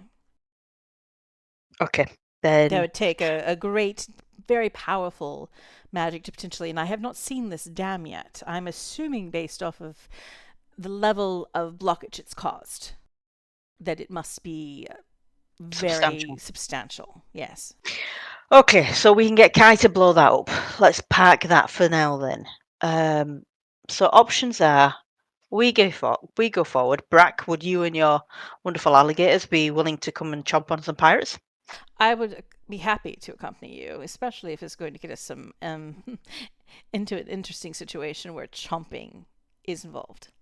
Okay. I would suggest I can travel through water, no problem. Okay, I'm just wondering if Yelena feels up to doing some scouting from the air. That's what I was thinking. For you Yeah, I can to do that. travel, we could make a raft of some sort. Yeah, that's an idea. So if Yelena and Brack scout whilst we create a raft to go down the river, and then when you come back with information about what's ahead, we can decide our attack plan. And I'm going to go through my inventory and see what I've got. All right. So you're building a raft. Yes. You and Kai. I'm going to grab anyone in the caravan who's got any sort of woodworking abilities or river experience, because I don't think that the two of us could create a stable raft between us. Hello, just one moment. I created the ladder. It is a pretty You did. incredible ladder. It is an incredible ladder. So we just need to recreate what I did to do that. Do you remember what we did for that? No. Well, it involves some garbage in a sewer, I believe. Maybe some duct tape. Right, Yeah. okay. Well, so we need to find some driftwood then and tape it together and whatnot. Yeah? So Kai and Terel do survival checks. This is you hunting for like driftwood and wood that could be useful. Can I use an inspiration, please? You can.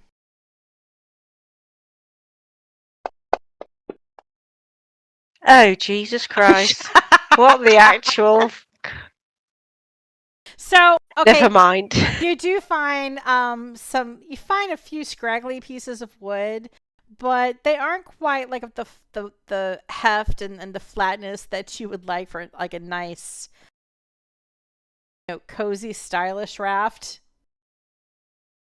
It's a bit scraggly, and you don't find enough that you're happy with, so you shift over to looking at the supplies that are in the caravan already. And you pull out some of the wood the wood cuttings, logs that you got off of the logging camp that Belafana had earmarked for Parnest. And didn't we get some tar-like substance that we could you did get some tar-like use? substance. So you have a little jar of that, though. Not very much. Can I make it bigger? Make more of it? Make more tar? Do an Arcana check. No. Okay. Simple answer. God, his rolls are pretty fierce. So you think about like if you could like whip up some more tar on the fly with your alchemy supplies, but you make an attempt and it just falls flat. It's like way too thin. It's not sticky, goopy enough to waterlog anything. Okay. But you do have wood that you've taken out of Belafana's supplies. And she begrudgingly is like, okay, since we need it to move forward, only way is to go forward. Can't look behind. Isn't that what you always say, Kai?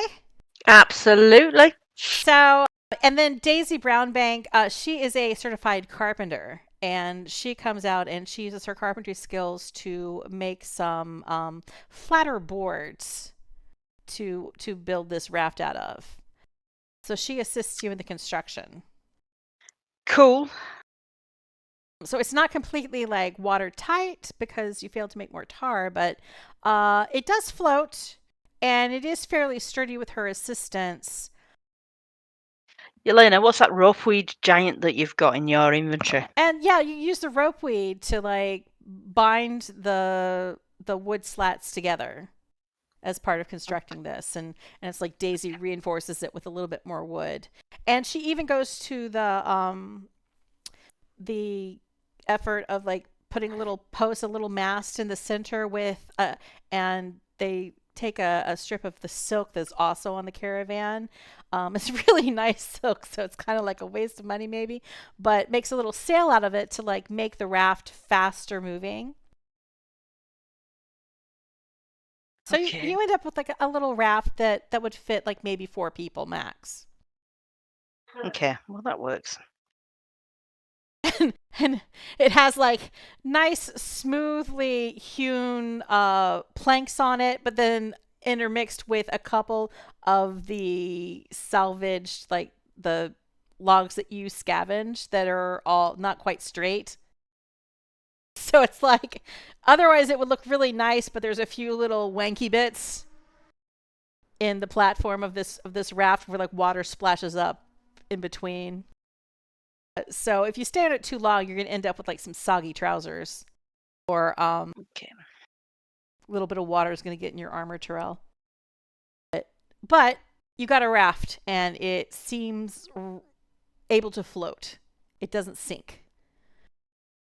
Okay. That's a start, isn't it?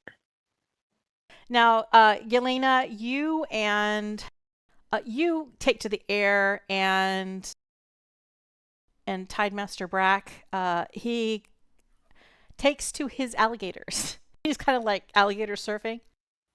So cool. With like the leads in his one hand and like a foot on either alligator back. Yep.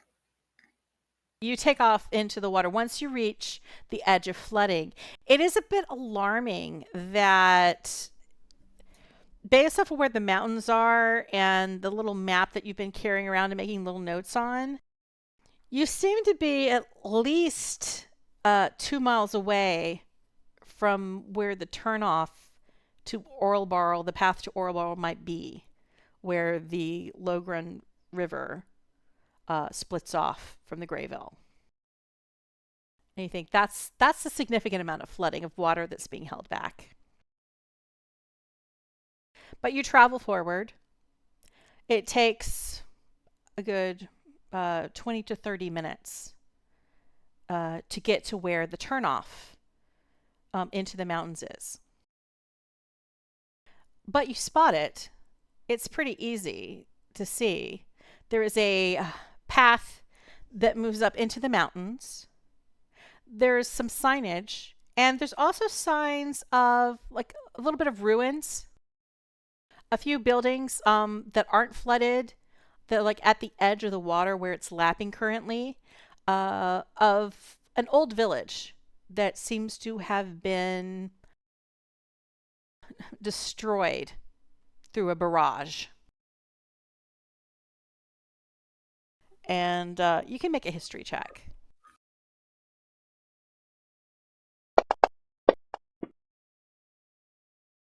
You don't remember exactly like a lot of the history of Orlbar. This is me not having all of the NPCs out. Okay. Oh, cool. Flat roll, he got a 17. He recalls, Tidemaster Brack remembers that there was a village of Orlbar up until a few years ago, where it wasn't there. There's always been a dwarven fortress higher up into the mountains that this path turnoff leads to.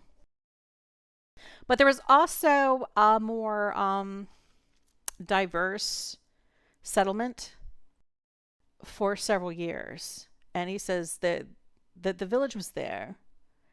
At one point, it was overtaken by the Zentarum and their interests. But about 3 years ago, it was destroyed by stone giants. The survivors, they retreated into the fortress of Orlbar, as far as I know. And you notice the trail leading up toward the fortress Orlbar proper has metal planks, kind of like rails leading upward through the path. Kind of grooves in the pathway that seem to be constructed maybe to assist wagons or cargo traveling up the mountain. That's the turnoff to Orlbar in the fortress that pertains to potentially finding your friend, Moldy, and whatever is happening with the dwarves properly. There's still the path ahead that is flooded. You haven't reached the dam or the blockade yet. Mm-hmm. You continue on that direction?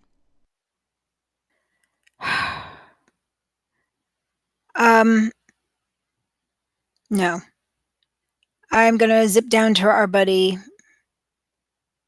in the water and say, hey, I need to go check out something over here. Do you want to go ahead or do you want to wait for me? Which direction? Towards Orlbar. You picked the hardest city name.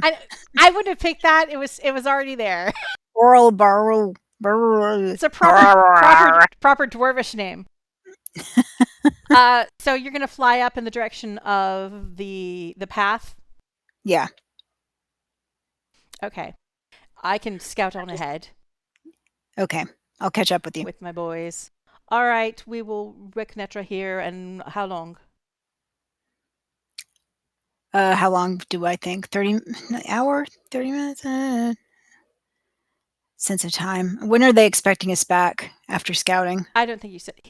Practice. We didn't say. No, I mean, we're just going to wait for you. We'd probably wait at least a couple of hours, I would say. Okay. I'll be back in an hour. Okay, let's do that. I'll be waiting for you. If you don't show up, if I don't show up, we return to the caravan and seek assistance. All right, thank you. That means trouble.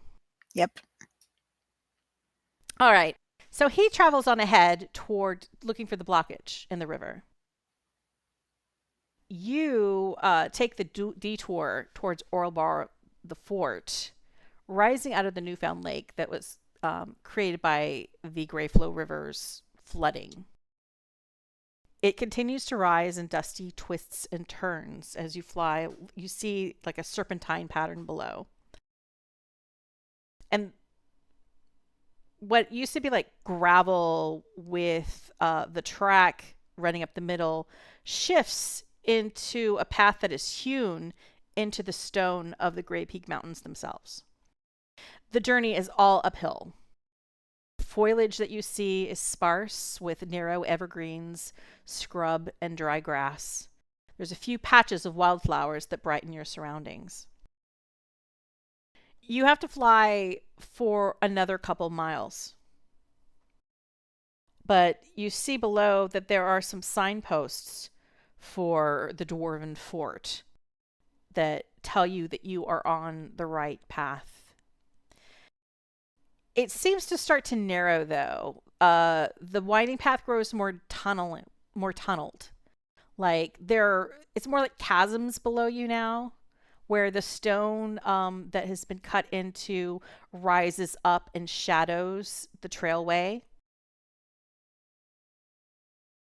Which also probably offers certain protection from what is likely brutal sun in the summer months. But right now, in late Marpanoth, it means that the cold sets in early, probably along that path. The sheer stone surroundings of the track below could be claustrophobic if somebody was inclined. The metal steel panels you see fitted like tracks, they become more frequent and reinforced by metal.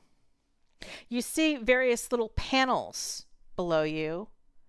Some kind of mechanical system that seems to have been built into the road. Make a perception check, Yelena.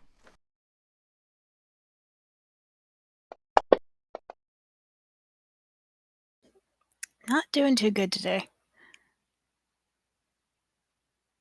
Still, you see a few little puffs of smoke coming at intervals as you travel farther up into the mountains. Does it seem like it's a pattern or is it random? It's not a pattern. It just seems to be like a steady little stream, like maybe exhaust. You also spot something that looks like little outlook posts on the ridges of the chasm, looking down into the track below, but none of them are manned by anyone. They are not occupied. But you think that this could potentially be outlook posts, maybe that the fortress uses. But maybe they're the pirates. Maybe that's where they scout out people to rob, the bandits. You're not sure.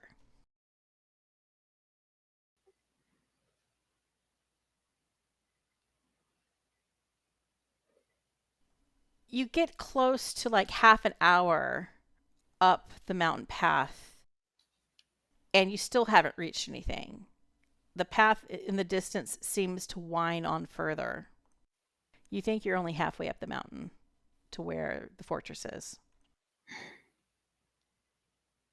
Make another perception check.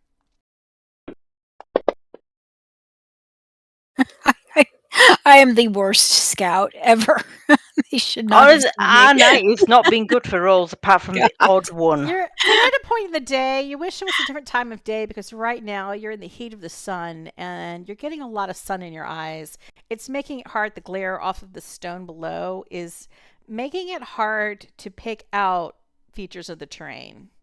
And other than seeing that the path continues to go and you don't see any signs of interest from where you are, you're left at a decision. Either you continue moving forward and you miss your rendezvous potentially with Brack, or you turn back now and see if he had more success finding anything.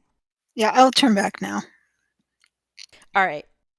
So you fly back down and you reach a point in the water back where the water begins and the path rose out of the flooding.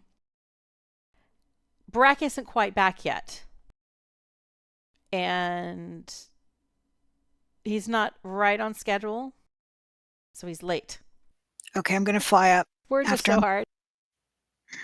So you fly about 10 minutes. And then you see a quick zipping through the water of him, swimming with the alligators toward you. And he seems a little worse for wear. So he reaches you and he's like, okay, there's a problem. As much as I enjoy battle, I was a bit outnumbered. I didn't find any pirates. How did you end up in a battle? Farther ahead, the waters get earthier, muddy, slower going. It's not an easy swim, and I got into a little of a flare up with some mud creatures. But reaching the dam, reaching the blockade, this is an assault by the stone giants. Isn't that who? The blockade was created by boulders they have thrown into the river's path, and there are at least 2 of them camped out on top. Okay. They were throwing boulders at me when I got too close. That's what I had eyes on. Didn't see any sign of pirates. Only the giants. And I'm not sure I got if 2 is all there are.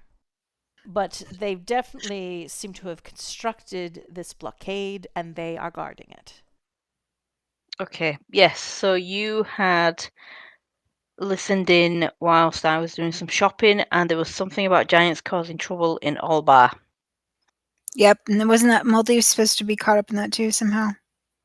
Just something about an observatory run by a dwarf who talks about aliens and travels. No, I haven't written that down, but that doesn't mean that I've just not missed it. Well, Why do I feel... So, Bonnie, did I misremember that? Can I do a little insight check to see if I can remember if giants had anything to do with Moldy disappearing? I'll just you have to check. You don't remember him.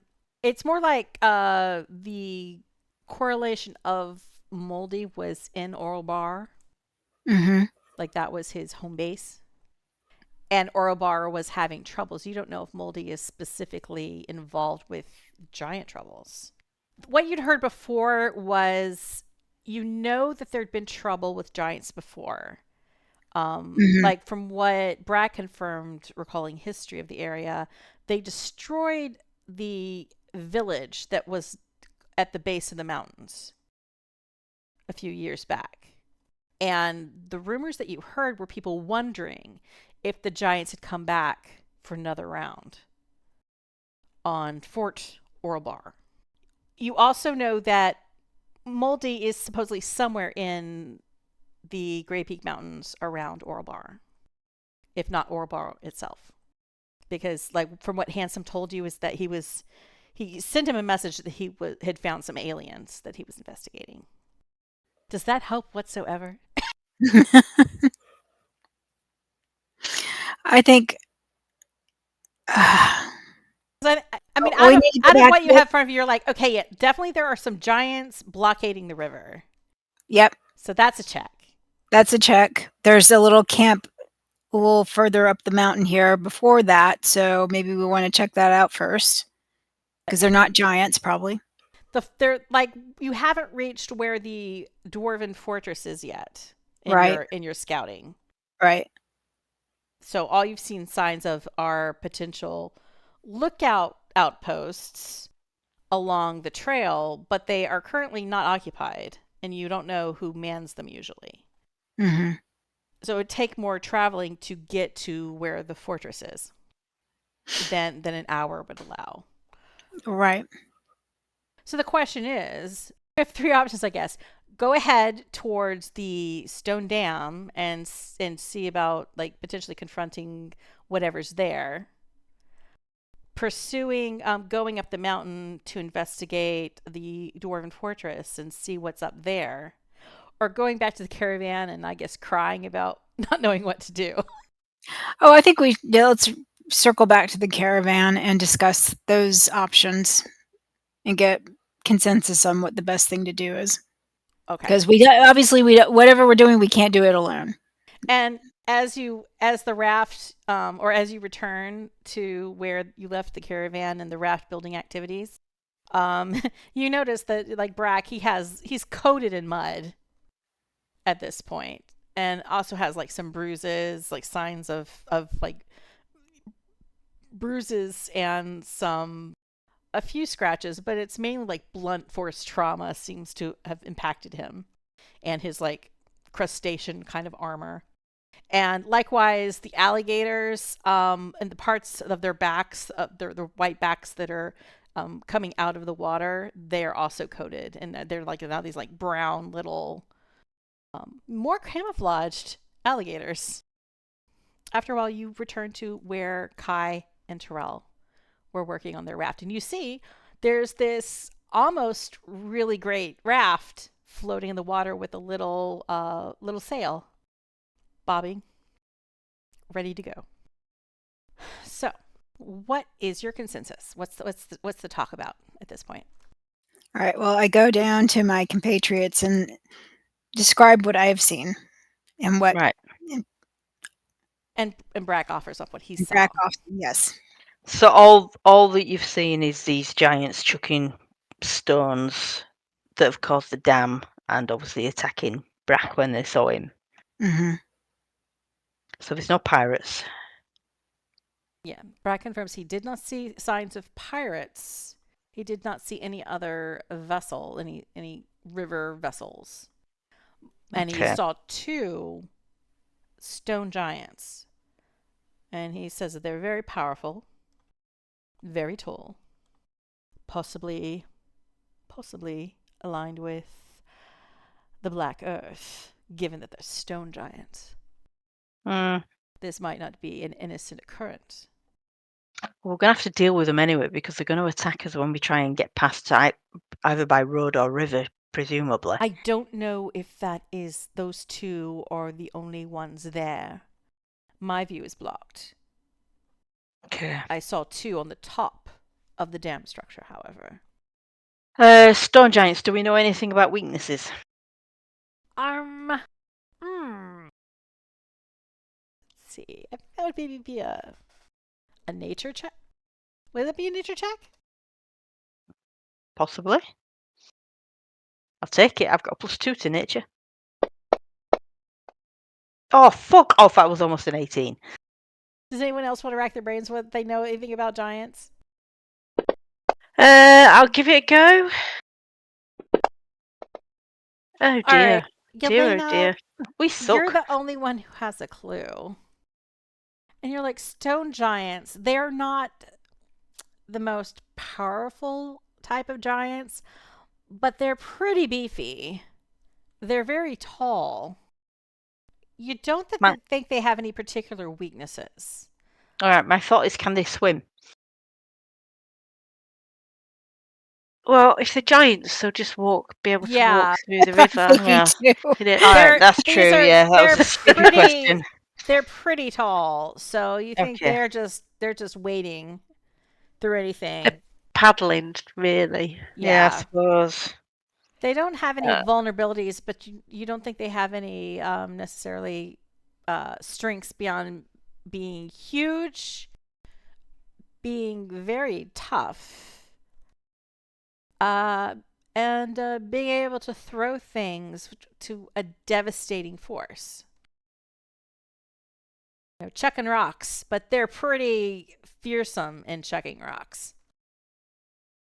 Okay, so we saw Brack. And Yelena, you have the idea that it would be doable tackling one stone giant, you think, but more than one,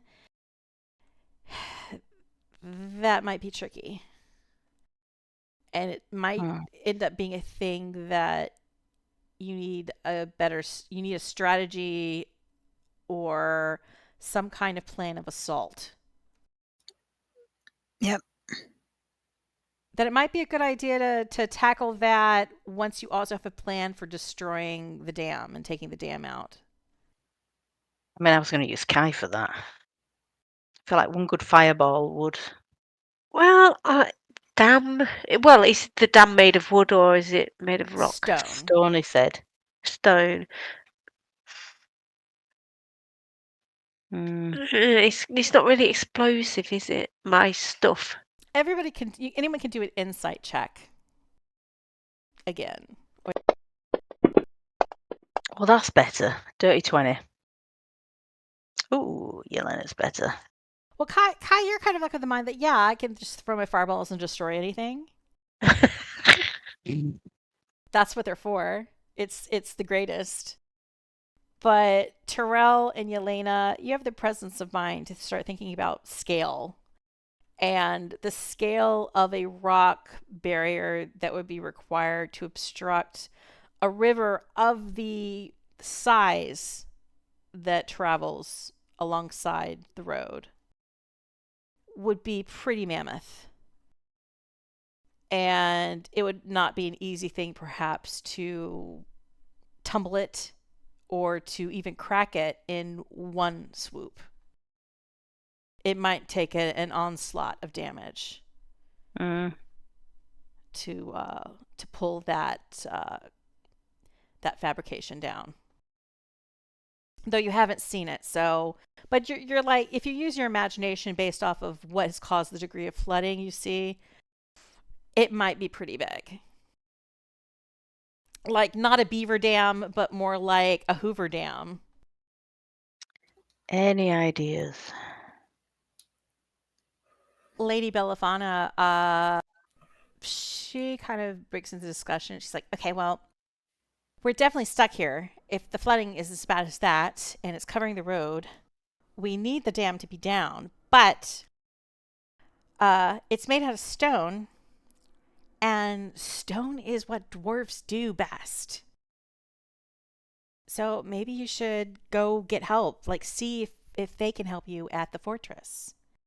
Because they work stone. Okay, Makes sorry. sense, doesn't it? Yeah. Yeah, what is the fortress again? Sorry, I completely just, glossed over the So fortress. we need to go up the mountain. Yeah, to where the dwarven fortress of Orlbar is. Okay. All right. So that's okay. where you were planning to detour to anyway. To check Right. out in on Moldy. Mm-hmm. And this Okay. just emphasizes that you really need to kind of do that. And the caravan can't go any further right now because of what's going on. And you can see that there's definitely signs of problems. And it's also like curious that the lookout points along the path are not occupied. You wonder if those belong to the dwarves, why aren't they on lookout? But Belafana thinks the plan is to go to Fort Orlbar and get dwarves on your side to destroy this dam. Okay. Yeah, we do that. That's a good idea. Well, it is time. Rather than delve into getting too far along, going back up the mountain. Let's say you take the little raft over to the path, heading up the mountain. It's just the three of you, or do you invite anyone else to come along? Well, There's room for one more on the raft. I'm going to assume Sprinkles wouldn't fit. And also, I'm not sure how she'd feel about something after the mimic, so... Do we want to take Jormont? Do we want to take someone else? Let's take Jormont. Okay. Oh, See if he can I've be been useful for a change. elected. Very well. I will accompany you on this journey. Up the mountain? Up the mountain. Yes. Sally forth. So the four of you get on the raft. It's easy sail with your little silk sail. You get there extra rapidly, almost as fast as Yelena can fly. Well, I think Yelena, you fly at 30 feet, so even faster than Yelena can fly. You get on the track, and you start heading up the mountain. And you get past the point where Yelena had scouted out, reaching a point, traveling over an hour, where you start reaching points in the path where there are stone chasms. You've gone to that point, but then you reach a point where it shifts into a sheer drop where one mountain peak ends and the next rises in sort of like a jagged teeth. And there is a bridge of iron and steel spanning this distance. Everyone make a perception check.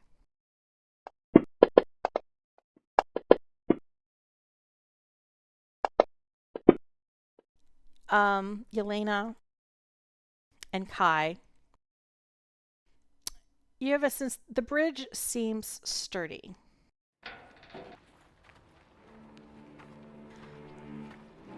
But you spot some unsettling signs. One heavy girder of this metal bridge is boasting dented metal, and there's scorch marks on another. There's some stone rubble strewn on the suspended platforms. And in the distance, you notice two bodies. This bridge has been under attack. But you don't think it's been recently. And that is where we will end this session. Dun, dun, dun.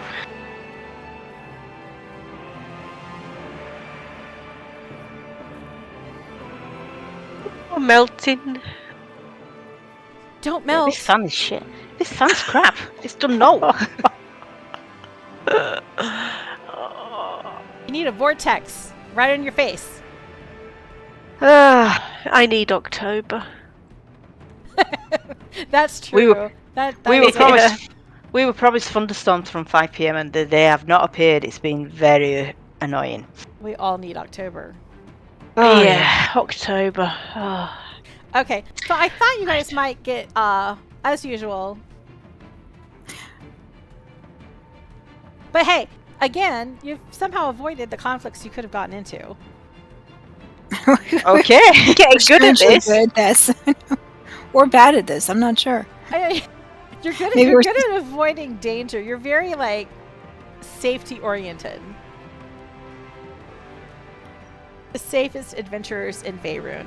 See, and this is what we're even splitting up the party some. Yeah, you split the Hmm. party. Yes, but cautiously. Carefully split. Yeah. But you chose wisely. Well, I guess there's no wise choice. There's just different outcomes, different possibilities. TPK. So lots of intrigue. I guess I'm probably confusing you with what the hell's going on. How do you guys feel about the situation that you're finding in Orlbar? I mean, I think it's fucked. I'm just hoping we find Moldy. I mean, if he's still got his balloons, that could be helpful. We could drop stuff on the dam and the giants. Yeah. Just got to find him in a range of mountains. That's right. Yeah, No problem. and- No problem whatsoever. No problem. Yeah. You started your sending stone collection. First step in a network. Always handy. And a little bit more, I guess, about everybody, of talking about everybody's, at least about Lord Jomont and Lady Belafana. A few more bits about their past. Or their families, or their connections.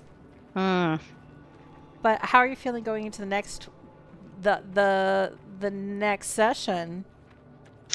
Well, I feel like a dwarven fortress where there's been a fight. I've got that, that bit in Lord of the Rings where they go under the mountains where the dwarven fortress was. I feel like that. You're gonna find Somewhat bad. Things that shouldn't have been. What was the wording? Dug a little too deep. Yes. Balrog. Balrog. Don't drop any buckets down wells. Alrighty. Well, the next time we would normally play would be July 19th. Is that good for everyone at this point? Hang on. Let me just get my calendar open. I think so. Got some of the week before. We got some week after, haven't we? 25th. No? That's a Friday, Texas. Yes. We're good for the 19th. Yep. That should work for me too. All right. So we'll plan on July 19th as the next session. And if there is, unless there's anything else, I will let you guys go to wallow in a bowl of ice And cubes or melt. something. Cold shower. Yeah. Yeah. Right, lovely. Thanks, Bonnie. Where's it See you kind of cold later. when you need one? Yeah. Oh, I know. Oh, God, yeah. Hope it cools down. Yeah. Right, it's supposed to be cooler tomorrow for us. Good luck. Hope it rains. Cheers. See ya. Bye. Bye bye. See you later, guys.